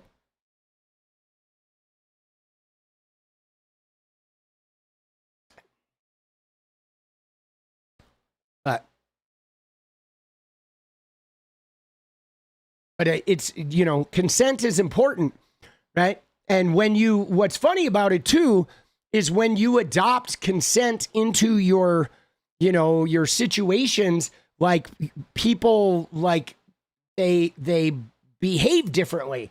They're more likely to speak up, okay? When you take consent away, if you have a kid and you just take consent away from people over and over and over and over and over again, right? They get trained to no longer speak up. They get trained to submit, you know, and religion is really hard too, right? It is. Religion is hard because religion is like, there's no consent to that either. It's like super controlling, right? Parents don't stand a chance since TV and radio, now the web, Alice in Wonderland. I mean, dude, it's hard. Like one of the things that I, you know, confronted with my kid was I didn't put a lot of limits, okay? Like there's like spyware and limiters, you can like parental controls and all that shit. I didn't do any of that shit. And I never once went into my kid's room and looked through his drawers or through his phone. I never asked him to see his phone, okay? But I stayed participatory, okay?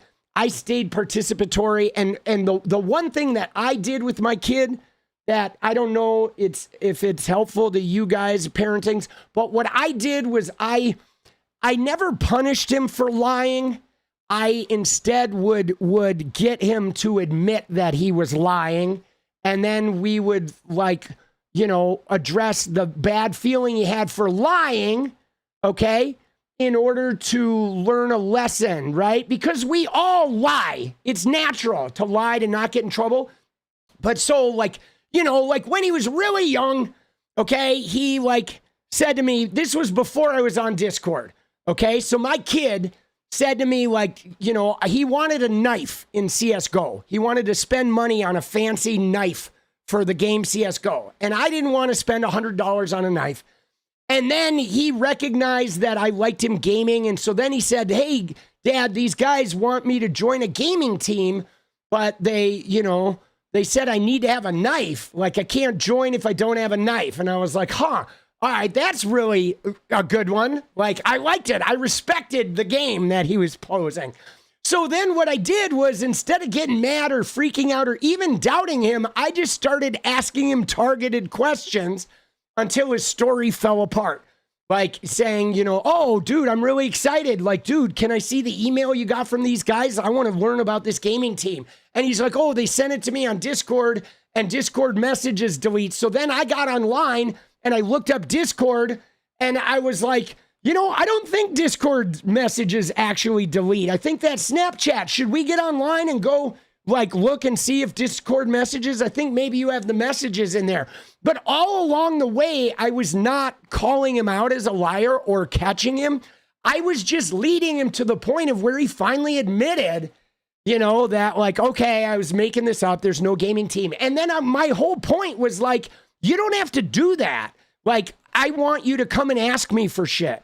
Like, if you come and ask me for shit, most likely I'll be able to like meet it some way. But if we do this kind of thing where you try to like coerce me to get it, like a lot of times then I'm going to end up being resistant. But the whole point was for me to like let him know that, yes, sometimes we do lie. And sometimes those lies will get you into a thicket of where, oh shit, now I've run a web of like chaos and shit. You know what I'm saying? And like, you know, and so there are lessons to be learned there. And then I didn't punish him for lying because he was just trying to get something he wanted. And he thought that the lie was going to be the way he needed to do it. Right. And that's totally like forgivable. Like people do that all the time. Right. And that's one of the things that's really hard, I guess, raising kids is trying to understand that, like, you know, when kids are behaving in ways that we think is inappropriate, a lot of times they're just doing really natural behavior, right? It's just, you know, I don't take it personal, right? I didn't take it personal that, oh, he's trying to hustle me or he's trying to control me. I realized he was just a young person trying to get something he wanted, and he thought that was going to be the valuable way to get it. And I'm trying to teach him to be more direct and more open. And so I, you know, as many times as he would lie, I would always, you know, and then it got to the end where he would tell me a lie and he would come up 5 minutes later and be like, what I just told you was a total lie. Here's the fucking truth. And like, to me, that's respectable because we all lie. Okay. Every one of us does. And even the most honest people out there, sometimes we lie, sometimes we obfuscate a little bit. So for me, it was not about like expecting him to have some unrealistic level of behavior. It was about like, you know, teaching him how to be able to function, you know, because sometimes you do have to lie, you know, sometimes you actually do, you know, and there's not a, you know, it's inconsequential, but you're gonna, you know what I mean? You know, and so, right? Dude, the only thing you need is Christ? No, dude, the last thing you need is Christ, dude. Please, bro, no thanks, boss. Been there, done that. All right, been there, done that. The last thing human beings need is Christ or fucking God or Christianity, dude. Seriously, this shit is so toxic. All of the Abrahamic religions are super toxic. No, nope. If we got rid of them, we'd actually have fucking some more peace in the world. We would, dude. Dude, yeah. It absolutely, like that the redemption in it allows people to just be shitty. Okay? It does. And it like exacerbates sexual shame and negative judgments on completely natural behaviors. Okay? And it encourages people to develop a sense of superiority and to judge like once you have religion, you start looking at what is Satan. And then it's like, it gets nasty. You know what I'm saying? Once you start into that, you know what I mean? And you're living outside reality too, right? But, all right, more politics, dude. We got to get in, dude. We got to get in. All right, let's look at some Trump shit. Dude, actually, let's look at Kristi Noem for a minute, guys. Because did you see her shit this morning? Oh my God. Did you guys see any of Kristi Noem? This shit, unreal. Okay, somebody did mention this. Like, this was his post. Trump posts some fake fucking, right? Some fake Wikipedia page, the acting president of Venezuela. Dude, this guy is such a narcissistic loser. Your mom was a Covenantized people? Oh, man. Jesus. We'll get to the porta potty in a minute, Leslie. I haven't forgotten about that. But look at this guy, dude. This guy can't even run America. No, we have not gotten to the porta potty thing. I'm taking a little ice break. We're going to veer off, go into some Kristi Noem, and then we'll come back to the porta potty. I only live for entertainment value. LOL, let's go. Dude, let's go. Let's go. Let's go. Cheers, Rock. Dude, sometimes you lie and embellish. I mean, dude, I like, you know, I was an actor, so I got paid to lie convincingly. Okay. I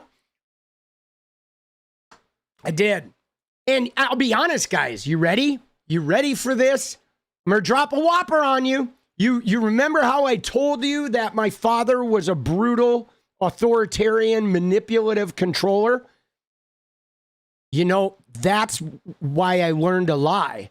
Okay? When you grow up under authoritarian, manipulative, like you become a good liar, that's the way you combat the authoritarianism.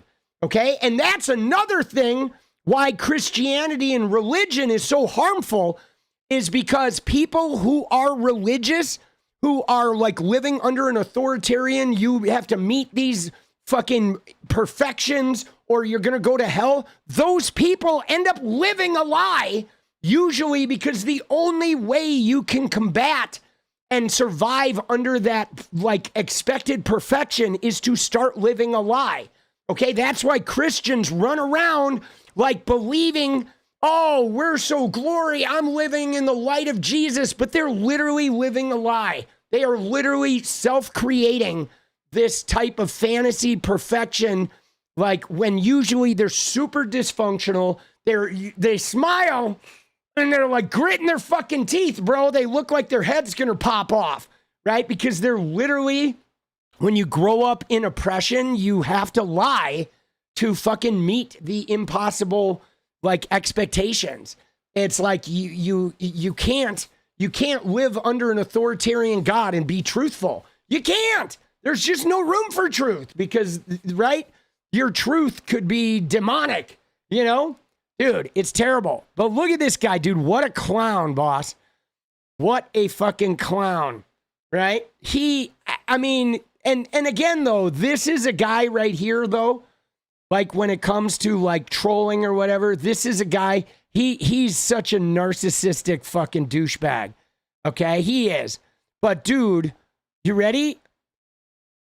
I agree with this statement, right? Trump needs to be impeached and removed. He does. Like at some point, the Republicans are going to have to fucking step up. But dude, look at the Noem. Okay, you ready? Let's look at some of the Noem shit, guys. Because this is gold. Dude, Kristi Noem this morning was just outrageous. The level of lie, the level of gaslighting coming from this woman, unfucking believable, guys. Okay? She is just, I mean, we played the clip where she was denying having ever talked to Kim Jong-un, and she's really good at standing there just lying while the person's calling her out, and she just continues lying and acts like, you know, like she is not aware of what you're asking whatsoever.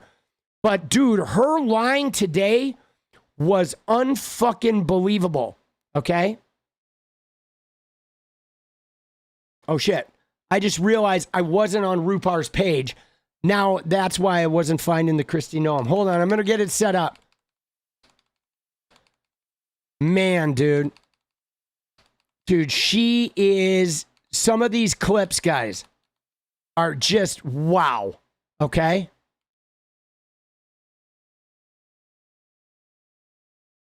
Unbelievable, boss.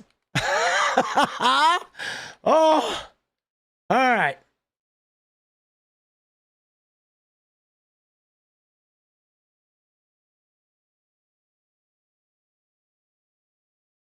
Dude, I started my morning off watching some of this shit.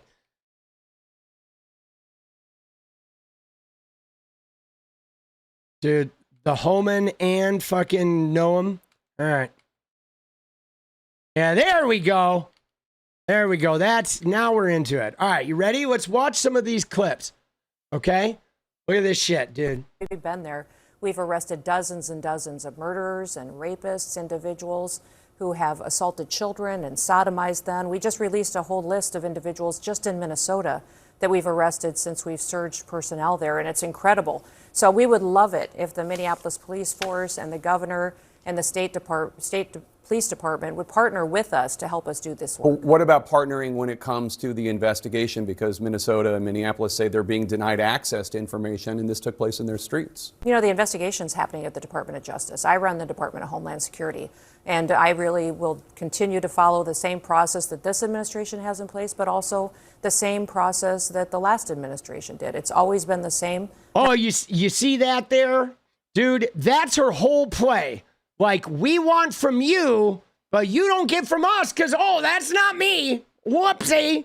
Right? Now, here's the problem. She had to talk about people being sodomized and all this other weird shit. Oh, we caught somebody who sodomized. Dude, the president has, like, engaged in behavior. Like, if they really were concerned about child terrorizers, they would be putting cuffs on Donald Trump. But the point is they're spending fucking hundreds of millions of dollars to get like 20 guys, okay? And they're terrorizing a bunch of U.S. citizens to do it, okay? They could still be doing the business of getting those 20 people, and they wouldn't have to terrorize U.S. citizens, Okay? They would not. The terrorization, right? Terrorizing U.S. citizens is a choice. Nothing's changed in this process, and we'll make sure that not only do our law enforcement have the opportunity to get the training they need, that they have the support and the backup on the streets that they need, but they also recognize that when a tragedy like this happens, that we'll do the right thing. But dude, and again, they are not law enforcement. They are not law enforcement. They are immigration enforcement. And that conflation is part of the problem. Okay? Officials are saying that the Trump administration, I understand that you're saying that it's the Department of Justice, not DHS. But officials are saying the Department of Justice is not working with them. Should they be working with the locals? You know, I would say that these locals, if you look at what Governor Walz has said, if you look at what Mayor Frey has said, they've extremely politicized and inappropriately talked about the situation on the ground in their city.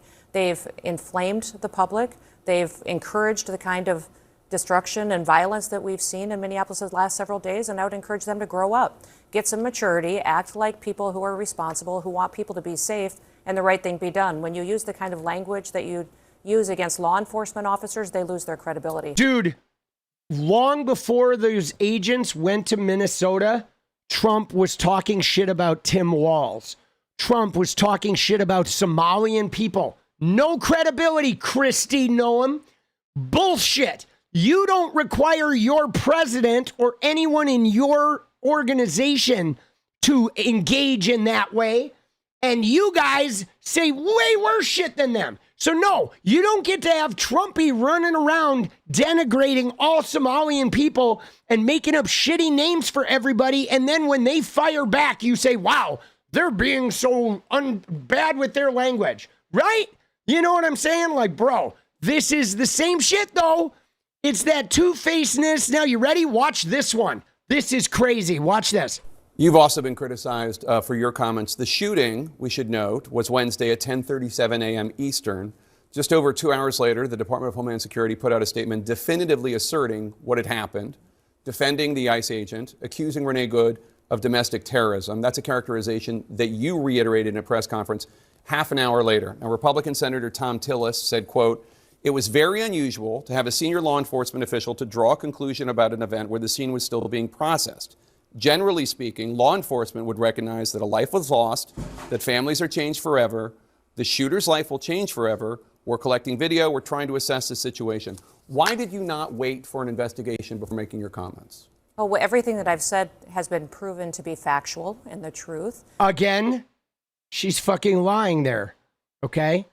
Dude, like, Renee Good was not a domestic terrorist. Okay? Like, even if you're blocking the street so those ICE agents can't drive anywhere, that is not domestic fucking terrorism. Okay? That is a peaceful protest. Okay? Right? I mean, give me a fucking break. That is a peaceful protest. Okay? The domestic terrorism began when, you know, immigration officials that have no jurisdiction over U.S. citizens, instead of them calling the local police and having the local police go and deal with Miss Good, they decided to break the law and to threaten and abuse the civil rights of a U.S. citizen that is outside their fucking jurisdiction, sticking their hands in her car, trying to drag her from her vehicle. And then one of them breaking the DHS guidelines by moving himself in front of a vehicle, planting himself there with a drawn weapon, and then committing a murder. Okay, that's domestic terrorism. But yeah, dude, she says, oh, everything's factual. Watch the rest of this, though. This is crazy. We're collecting video. We're trying to assess the situation. Why did you not wait for an investigation before making your comments? Oh, well, everything that I've said has been proven to be factual and the truth. This administration wants to operate in transparency.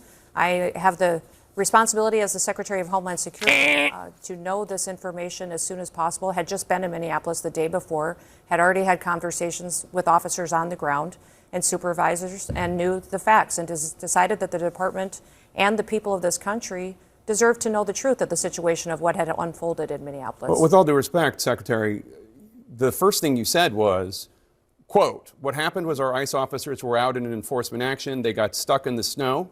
Correct. because of the adverse weather that is in Minneapolis. They were attempting to push out their vehicle, and a woman attacked them and those surrounding them and attempted to run them over and rammed them with her vehicle. That's not what happened. We all saw what happened. It absolutely is what happened. Dude! Those officers had been out on enforcement action. It's absolutely what had happened. No, it is not. The woman was parked there waving to drive by. A vehicle drove by. Another vehicle drove up, refused to drive by. They jumped out. They tried to drag her out. Another guy who was walking around the vehicle filming got in front, pulled out his revolver, and executed her. Like, what the fuck? Dude, there was no car stuck in the snow and a woman then ramming them with the fucking vehicle, bro. Like, and she's literally lies right there. Straight up lies. They were attempting to push out their vehicle, and a woman attacked them and those surrounding them and attempted to run them over and rammed them with her vehicle. That's not what happened. We all saw what happened. It absolutely is what happened. Those officers had been out on enforcement action. A vehicle had been stuck. They had come to help get that vehicle out. That's when this individual started blocking traffic for minutes and minutes. You said that the woman attacked them and surrounded them and attempted to run them over and ram them with her vehicle. Blocked the road for a long time and was yelling at them and impeding a federal law enforcement investigation. And that's what you need to focus on, Jake, is they were breaking the law by impeding and obstructing a law enforcement. See, right there, though, look at this. Look at this shit. See those tracks? A car drove by. This truck could have driven by. Okay? On Jake, is they were breaking the law by impeding and obstructing a law enforcement operation. They were breaking the law already, and these officers were doing their due diligence and what their training had prepared them to do to make sure they were handling it appropriately. You said within hours of her being killed, you said that she was a domestic terrorist. How do you define domestic terrorist? She weaponized her vehicle to conduct an act of violence against a law enforcement officer and the public. As they are doing that, how can you assert with certainty that she was trying to hurt the officer as opposed to she was trying to flee the scene? if you look at what the definition of domestic terrorism is, it completely fits the situation on the ground. This individual, as you saw in the video that we released just 48 hours after this incident, showed that this officer was hit by her vehicle, she weaponized it, and he defended his life and those colleagues around him and the public. Dude, isn't that insane? Bro, right? Isn't that insane? Now, what was crazy, though, is you notice the thing she said there. She said she based the reason why she gave that quick response was because I had been in Minneapolis the day before and I had talked to people on the ground, but like, what the fuck did you talk about them the day before that gave you any information about that murder, right? That's the most ridiculous thing I've ever heard, man. Now, it's crazy. You ready? Watch this, okay? Here we go. Your description, they were attempting to push out their vehicle and a woman attacked them and those surrounding them and attempted to run them over and ram them with her vehicle is not what we see on the videotape, and it's not. It absolutely is the facts of what happened on the ground that day. They were there pushing out a vehicle earlier. They had helped each other. But that's not what you said. That's not what you said. Yes, they were pushing out a vehicle. Absolutely what I said. There's not one thing. We all have seen the video. I don't need to relitigate it. We've all seen the video. She is blocking the street. They approach her. You haven't seen the video of the entire morning and the previous encounters with this individual. Oh, we have aired it. Yes, we have. On Thursday, we were airing and noting the fact that she was there for several minutes, for minutes and minutes and minutes. She was protesting without question. And at previous locations that morning, that these vehicles had been previously down the block on video that you haven't seen. There's more information that this individual was impeding law enforcement operations throughout the previous moments and hours. Again, impeding law enforcement operations is not a death sentence. There's not a death penalty without a trial for that behavior. The question is, what was she doing when she was moving her car? The question is why are we arguing with a president who's working to keep people safe? Why are we arguing Dude, what? She said, why are we arguing with a president who's working to keep people safe? You literally just murdered a woman. People are not safe. American citizens are not safe. Dude, there need to be major consequences for this fucking woman. Like a long prison term, guys. A long prison term. Dude, there's like an earlier clip like hours earlier where the car was like whatever blocking the street. But here's the deal. If a car is blocking the street in protest, the ICE agents, there's not much they can do about that. They can back up and go the other way. They can call local law enforcement and try and work something out, but they're not allowed to approach that car. They're not allowed to drag the person out. They're not allowed to shoot them. And they're certainly not allowed to be mad about her blocking them hours earlier and then go up and kill her hours later because she did something earlier in the day. Okay? This is all bullshit. Okay? This woman needs to be in fucking prison. Law enforcement operations that have gone on in this country for years, and we're working to collect murderers and rapists and drug traffickers and fraudsters. And see, this is bullshit too, because like 80% of the people they grab are not criminals. Okay? They've been hanging out in the parking lot of Home Depots. Okay? It is lies upon lies upon lies. The streets of Minnesota, and we don't have local law enforcement and local elected officials that are partnering with us. And again, you could say, like, why are you focusing on Minnesota? You know that state doesn't want you there. You don't have any cooperation locally. That state didn't vote for the Trump agenda. Why don't you start your enforcement in Texas, where they welcome you and where you have local support, right? Their whole thing is like, we're going into this place where we have no local support and nobody there voted for us, but we're going to go in and force them to submit. And if not, we're going to kill them.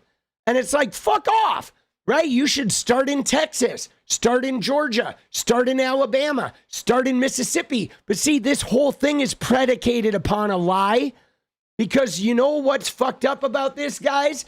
This isn't even about arresting rapists and murderers. It's about retaliation against Democrats.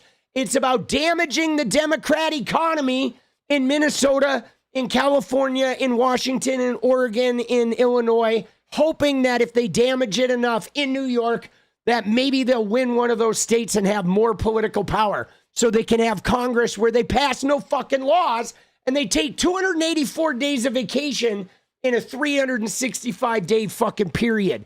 These fucking Republican MAGA pieces of shit. Help do that work. Overwhelmingly, the people in this country said they wanted America to be safe again. No, you didn't even win a majority. Overwhelmingly, Trump won by 1.4%. They didn't even win a majority. Nobody in Minnesota wants you there. Get the fuck out. Get out. They didn't want dangerous criminals on our streets. I would encourage the elected leaders in that city and in that state to work with us so that we can do our operations without the kind of opposition and people that are conducting and perpetuating the kind of violent rhetoric that we're seeing today. Dude, what a clown. All right. You ready? Watch this. Watch this. That he's alive, too. I want to play this moment from the officer's cell phone video.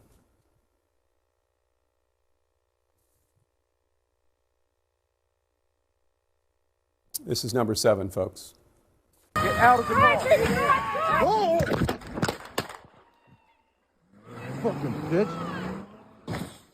Is that Agent Ross's voice calling Renee Good a fucking bitch?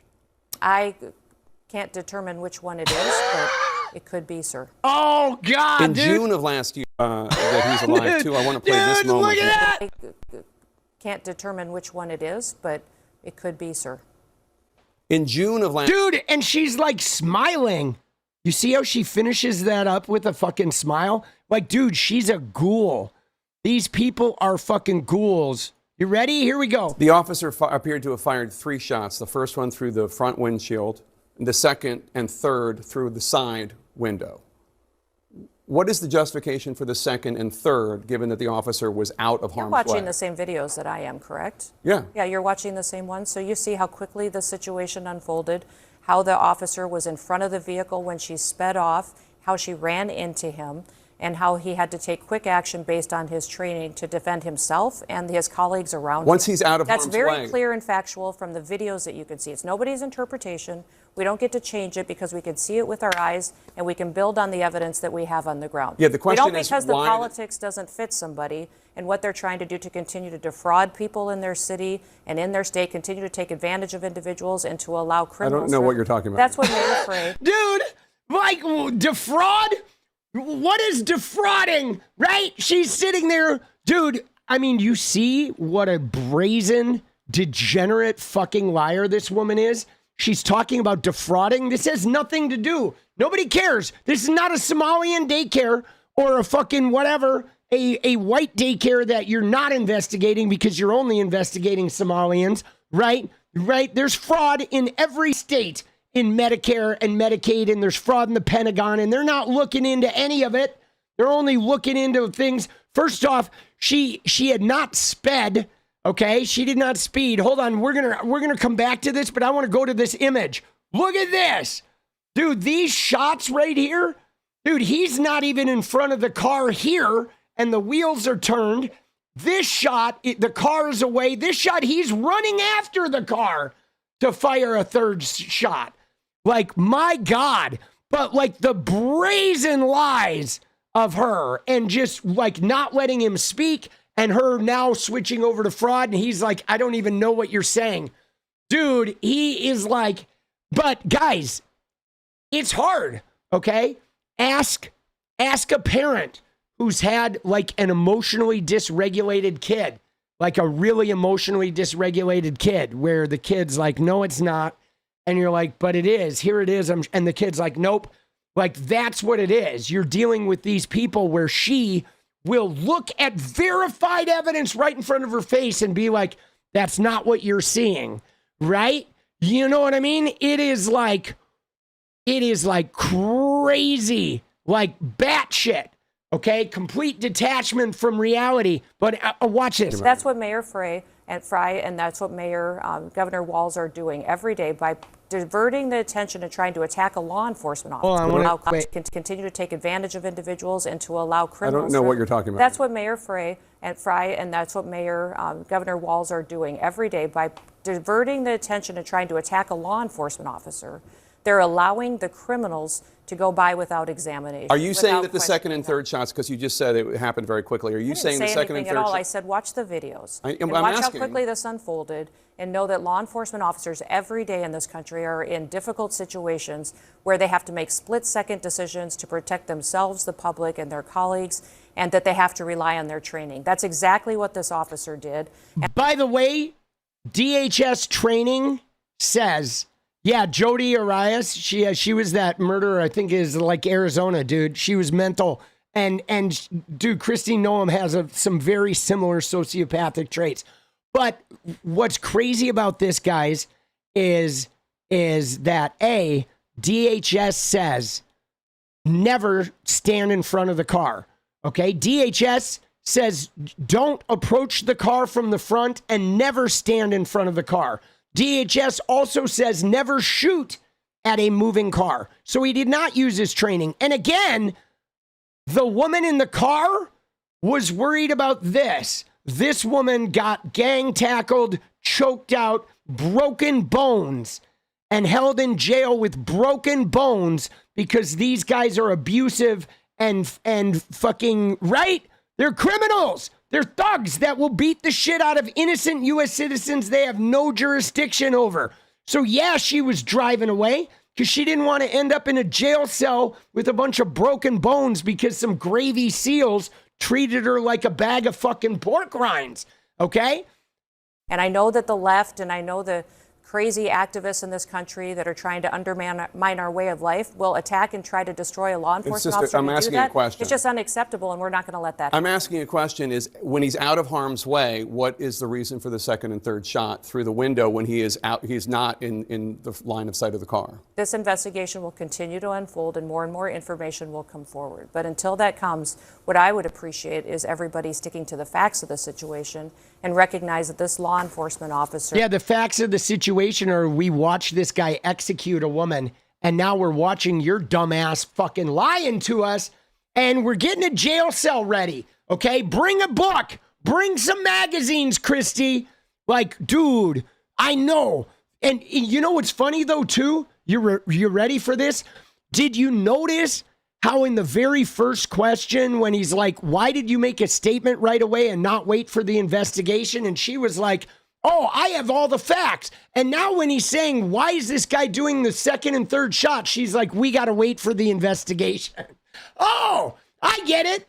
Right? When you come out and make claims of domestic terrorism and you tell a story that's a total lie, you don't have to wait for the investigation to say that shit. But when we say, why'd this guy pull the trigger and run after the car and shoot her again? You're like, no, we have to wait for the investigation to play out. Like, oh my God. Took action based on his training to protect himself and the public. I'm just waiting for the investigation to come through. I'm wondering if you're not doing a disservice to the officer by reaching a conclusion before the investigation takes place. I haven't heard you say once what a disservice it's done for Mayor Fry to get up and to tell ICE to get the F out of his city, and AOC to stand up before she had any of the facts and call this officer a murderer. Dude, he is a murderer. Individuals, well, call them out, Jake. Spend as much time calling them out. Okay. I have provided you with facts and information to back up every single word that we... Dude, the interview here is with you, right? Like, if you know, do you see Jacob Fryer? Dude, she is a scumbag. She is a scumbag, boss. Said in every single part of this investigation. And if you don't like it, that's fine. But we're going to continue to do the right thing to keep the American people safe. I know that you'd like to make me the topic of this and not what happened, but I did ask a Democratic senator just a few minutes ago about AOC's comments. And I don't actually even know what you're talking about when I ask questions as if like that's an assertion. It's a question. How can you make a conclusion before an investigation? And there really isn't an answer other than you saw the video. I want you. Dude, he's fucking shredding her here, dude. Dude, here's the January 6th comparison. You ready? Here it comes. This is a good one. I want to ask a question about the rules of how law enforcement is allowed to engage when feeling threatened, per your assertions. Because I want to show some video to you right now and ask, what is the appropriate response for the police officers in this situation?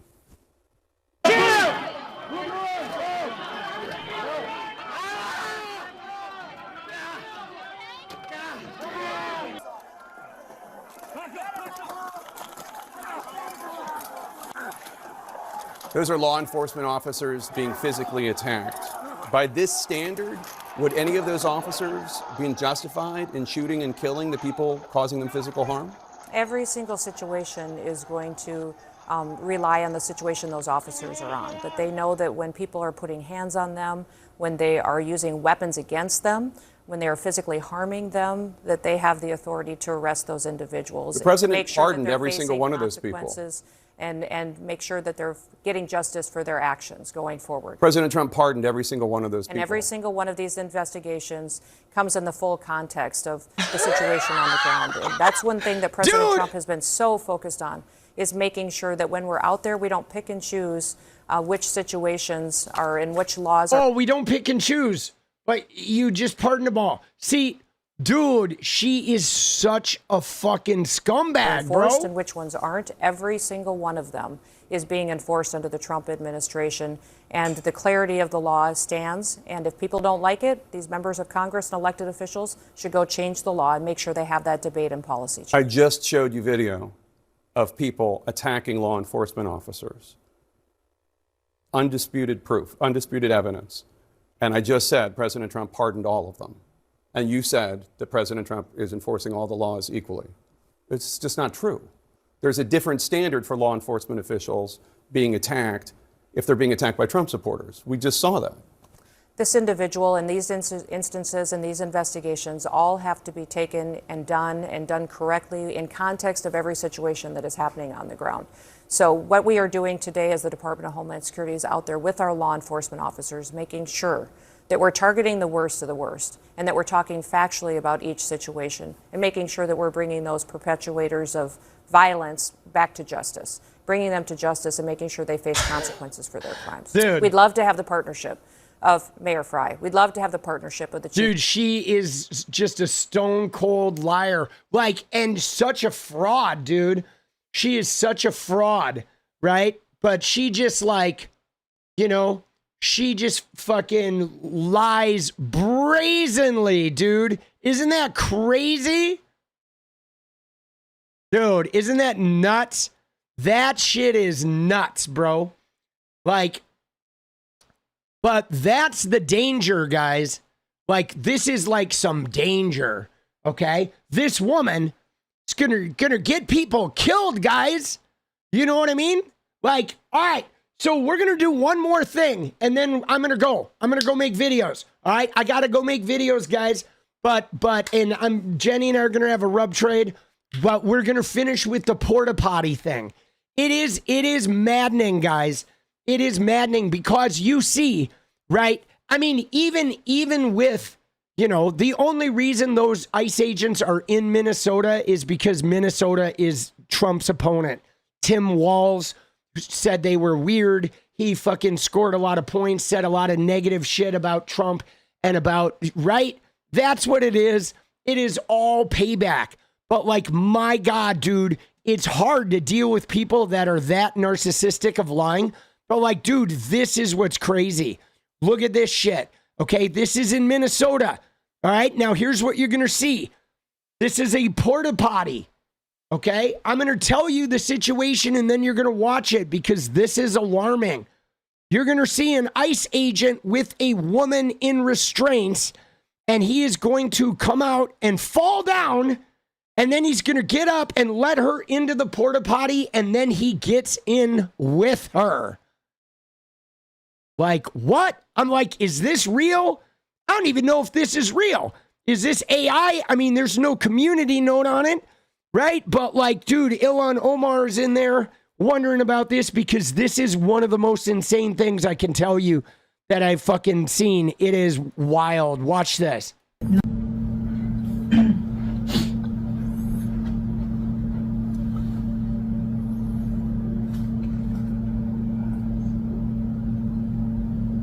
Here she is. Her hands are in restraints. Cuffed. He falls. Dude.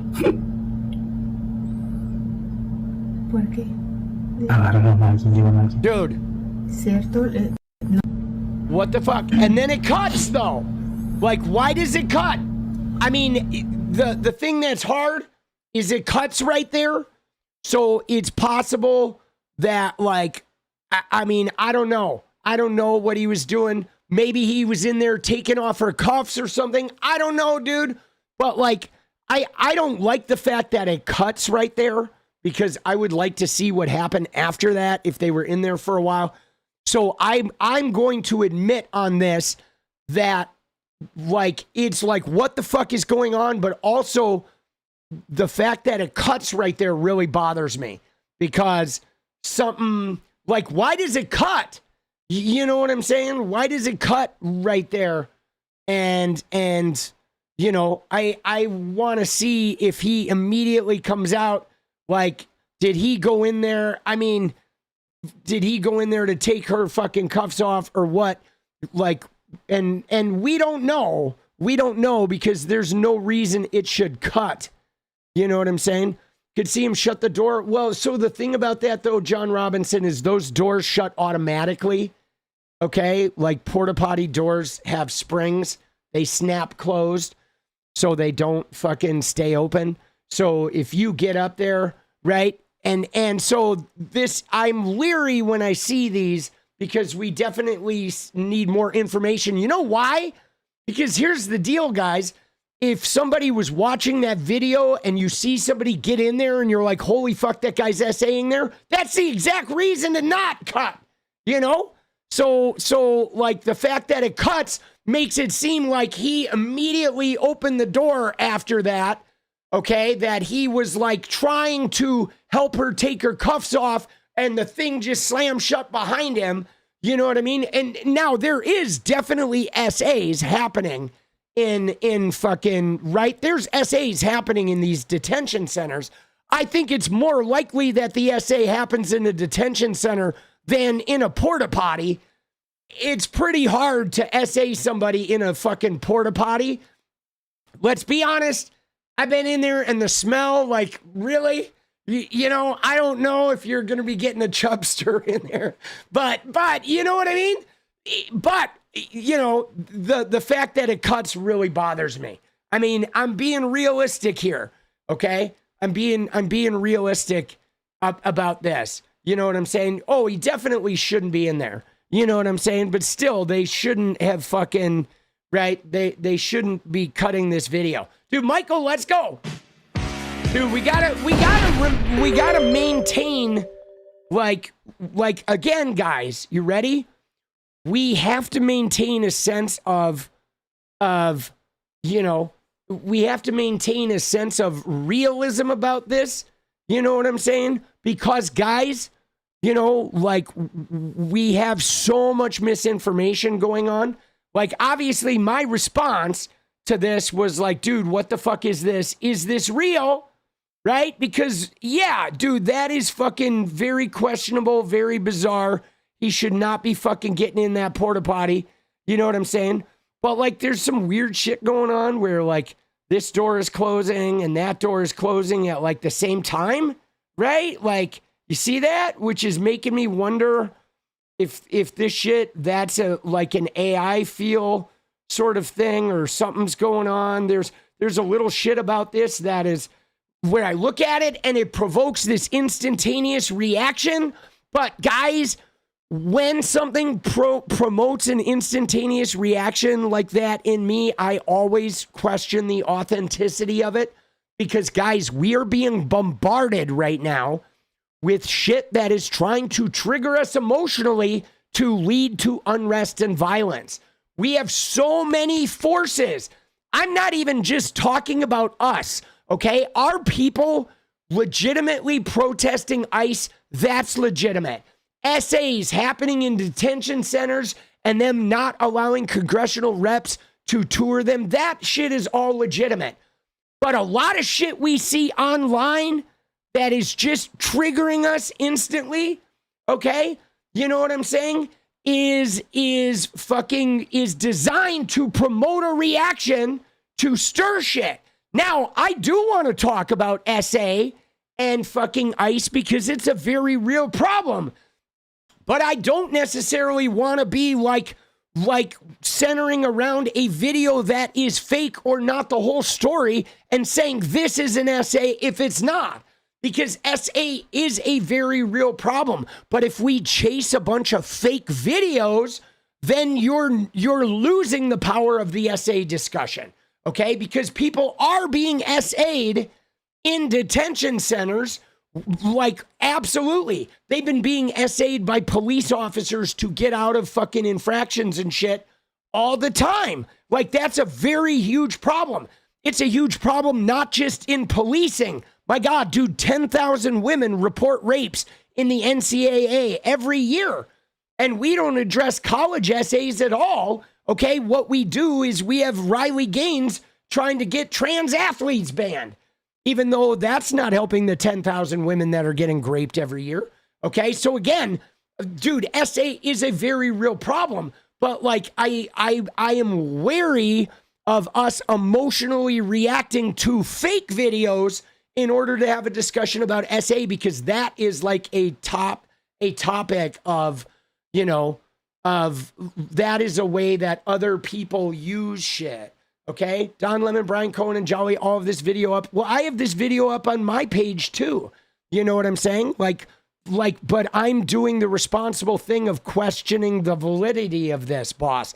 And I don't care how Brian Tyler Cohen and Don Lemon and Jolly operate, because for me, I'm gonna watch this shit and I posted it and I asked some questions, but I'm also not going to be, you know, spreading disinformation and doing emotionally provocative shit needlessly to, you know, move us towards unnecessary violence.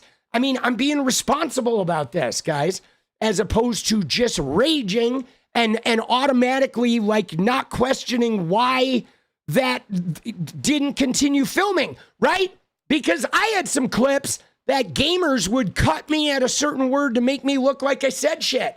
And so we do have to be questioning the validity of this stuff, right? And I respect that Jolly and Brian and Don Lemon are covering it the way they cover it, but I'm covering it with the like, you know, I'm not going to just react with instant hysteria, and I'm going to be like leery of that emotionally triggering shit because we are being manipulated, guys.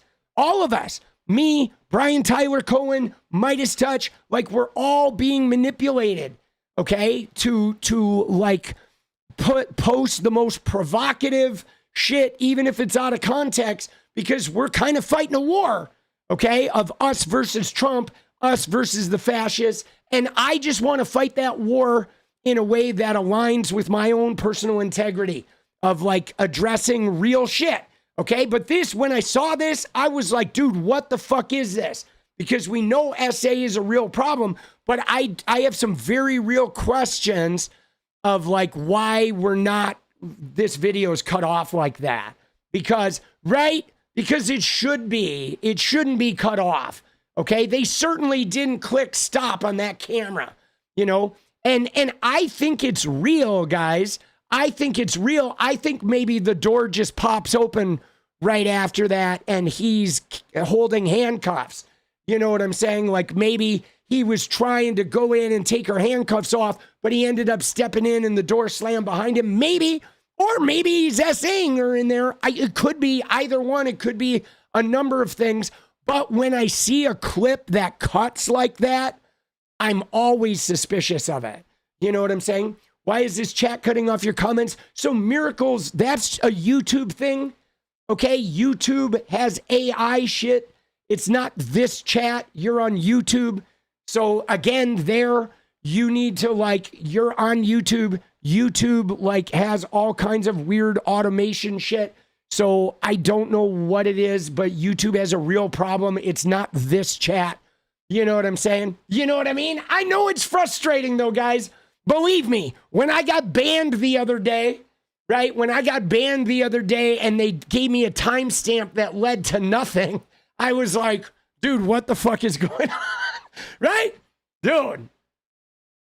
And so I think though, people like this, right? Like if you look at the actual thing, look at what Ilhan Omar said, okay? Ilhan Omar said, where did you get this video? Do you have more info you can share? Right? Because we need to get accountability and we need to get more info. Okay. But like the thing is I don't know that Molly Ploufkins, if they said here, let's see, this is the original post is on an Instagram. Okay. And this Instagram is from it's Minnesota Ice Watch. Okay. Now, guys, there can be a very legitimate Minnesota Ice Watch, but there also can be like fake Minnesota Ice Watches. We don't know what an account that says Minnesota Ice Watch is. But again, it looks like this is the same video. Let's see if this one's longer, right?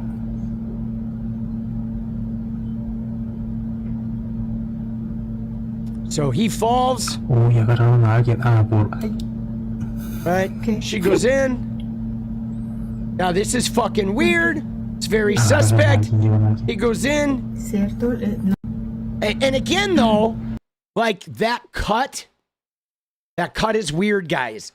I get an emotional trigger and I see a cut like that. I know that like we gotta get more to this story because that is cut to sell a particular story. And again, right, if you chase fake shit talking about SA, you're actually harming the discussion about real SA. We have to be responsible. Now, one of the things, and I'm not going to call out Brian Tyler Cohen or Jolly or anything, but I will say this, guys. You see this, and it makes your blood boil. So obviously, if I treat this like, holy fuck, these ICE guys are SAing, goddamn, that's going to get a lot of fucking, you know, that's going to get a lot of clicks. That's going to get a lot of people's blood boiling. I don't want to just make our blood boil, guys. Okay? I don't. I want to cover the news. I want to hold these guys accountable, but I also want to be rational enough that we don't end up shooting each other in the fucking streets. Okay? I want to avoid bloodshed. I want to avoid a fucking civil war. I want a peaceable resolution. I would like to use the systemic powers we have to fucking solve this problem if we can. You know what I mean? I want to be somewhat reasonable. And I rage, guys. But before I rage, I have to look at things that feel like, oh, that's weird. That cut is really weird. Okay, that cut bothers me because it feels like somebody's propagandaing this. Okay, and I really want to be real about this. That's why even when I cover Candace Owens, I'm trying to cover it with not just fanning the flames. You know what I'm saying? You know what I mean? Thinking of gut feelings? Yeah. No, remember the guy with Mike Johnson and Grindr and all that? The guy who's like, oh, they're threatening my life? That guy disappeared, right? And I'm telling you, I watched that guy's video and I'm like, dude, this doesn't feel right. We never heard from that guy again. Dude, we're going to rage, but we're going to rage smart, okay? We're gonna fucking, and maybe I'll get less clicks, okay? But we have to be, like, guys, they're trying to manipulate us too, okay? They're spreading shit to try and, like, and this is with the Epstein files too, guys. They're trying to get us to react to non-credible shit that later they show you is not credible, and then it affects your credibility, okay? You got to think about this as like a legal case, okay? Dude, so for me, I would have been a lawyer if I had stayed in the straight world having a job. And so what happens in legal cases is you try to, like, sort of get them to rely on non-credible information so then you can impeach all of their testimony later, okay? And that's what's happening here too with the Epstein files and with this shit, is they are going to release shit that is very damning on them, where we go, aha! But then later they're going to release the rest of the story that makes us look like idiots, and then they've impeached our credibility. So now when we catch them in a real aha, they go, oh yeah, remember that porta potty story, right? And that's what they do, okay? They do all kinds of, like, there's a psychological warfare involved in this propaganda, and we have to be, like, try to be credible through all that, okay? Good to be using porta potties because of the frozen fun. Dude, I love it. For real, where is that guy? Dude, I don't know where that guy is. But that dude, that guy with the Grindr story, that was so fake, bro. Right? You got to question shit. You got to question, you got to do research. Okay? Dude, there is a lot of psychological fucking, like, shit coming down. You know? Dude, we totally get it, but I get that some people don't understand you. That's why you explain yourself. Yeah, I mean, dude, I explain this shit because I want everyone to understand. Like, guys, media literacy is so important. Like, everybody's trying to manipulate everyone. So it was fake. We don't know. About the Grindr guy, we don't know if that was fake. The Grindr guy, I just know that, like, the way he was behaving on his videos about Mike Johnson and, ooh, I'm a fear for my life. He had some very specific tells that, like, bad actors do when they're acting. So the Grindr guy, like, when I was watching his videos and the way he was emotionally reacting, but then the shit he was saying was not adding up. A lot of it didn't make sense. You know, I was looking at it because, I mean, guys, I was a director. I got some statues up there on that shelf. Like, I was a director. And so, like, my job as a director was to get emotionally real, truthful performances out of people. So I have a really good sort of detector about shit that is like, that doesn't quite add up. You know, I have a very rigorous, standard that I apply from having, had a little bit of a career of, like, creating emotionally realistic portrayals. That's why when you have shit like this, right? When you look at shit like this, dude, let me show you one of my favorite bullshit artist ones that I posted not too long ago is this, dude. Remember that? Dude. Dude, there was not even a moment of reality to this fucking shit. Dude, that was one of the worst. Like, dude, this guy, you ain't getting a call back, bro. right? And a lot of times, you know what you can tell, guys? You turn the sound off. Okay, that's the best way. That's what directors do. If you're confused, you really want to know, you take the sound off because you can actually feel real emotion like with no sound. Okay, but fakers, they use the sound. Okay, they use the sound because the sound is manipulative, guys. It is. This is the first thing you learn in films, that you learn it. You ready? I'm gonna drop a bomb on you. Like if you go into a movie and the picture goes out, but the sound stays in, everybody will sit there comfortably waiting for the picture to come back. If you go in and the sound goes off, people start freaking out. The sound has much more of an emotional conveyance to us, okay? Which is why, right, sound and reactions, responses, right? If something happens and you hear a person, reacting to it, it hits you emotionally. So you turn the sound off and you can see the fraud like right away, dude. Dude, he's like, he's got his hand over here on his diaphragm. Like, dude, let's go. All right. So guys, it's dance time. Dude, his face, dude, somebody said, has a face that would better with some correction from a boot heel. That's funny, dude. Dude, 𝗏𝗡𝗏 is going off, bro. Dude, that's the funniest shit I've ever read in my life, dude. Dude, 𝗏𝗡𝗏 for the win. Oh, shit. All right, dude, it's time to dance, guys. It is time to get ready. Oh, that was funny, dude. Oh, fuck. Bro. Dude.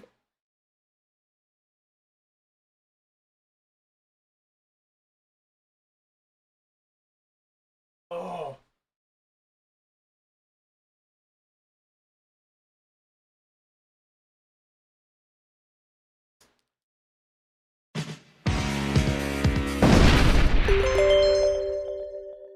Let's go.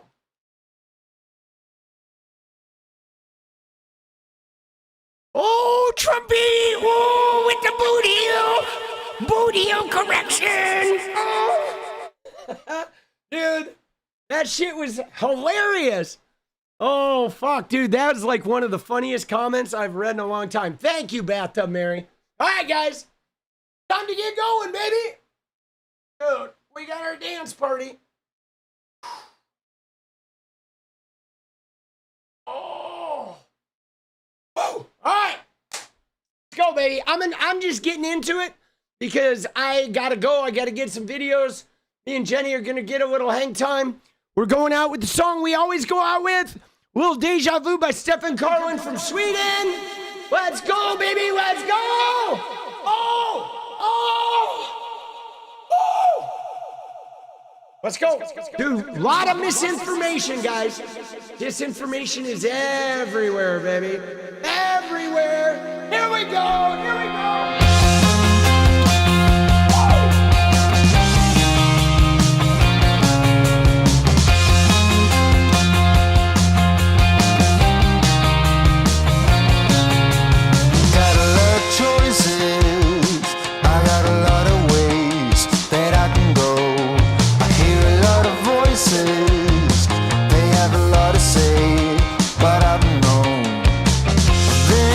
Before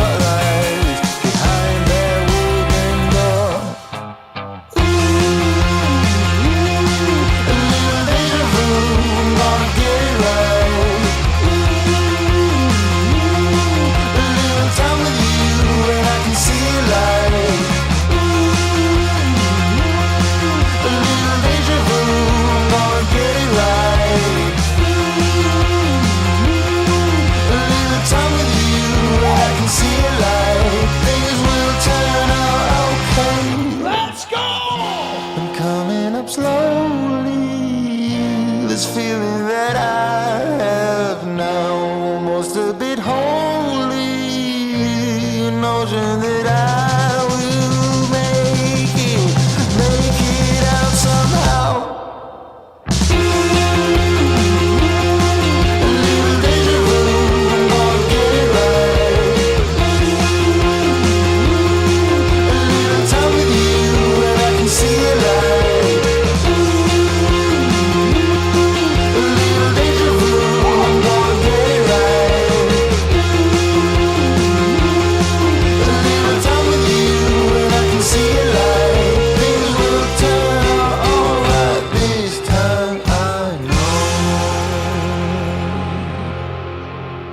Let's go! Oh, yeah, baby! And even better when avoiding your friends. I'm so sorry, I'm so delicate. Goodbye, my love is out of breath. All right, guys, I'm gonna go make some videos. Take care of your head. Dance like nobody's watching. Try to feel good, dude. We gotta like take the small wins and the good feeling, because we are in the pit, bro. This shit. We got a lot of shit still to fucking come with. All right, at the end of the day, baby, there's only one thing that we're fighting for, baby, and that's freedom. I'll see you guys tomorrow. Thank you. Good night. Keep it real.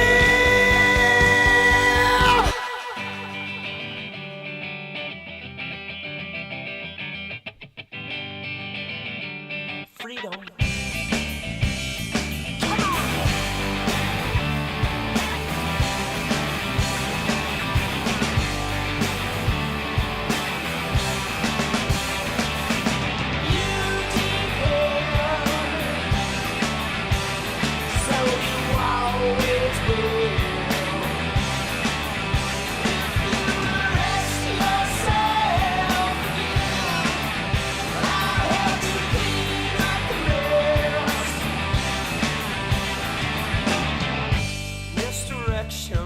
You know I'm through with you. Your hoops are my obsessions, always jumping through. I'm so tangled, I'm so worthy. I'm just lost in my reflection. Pay attention.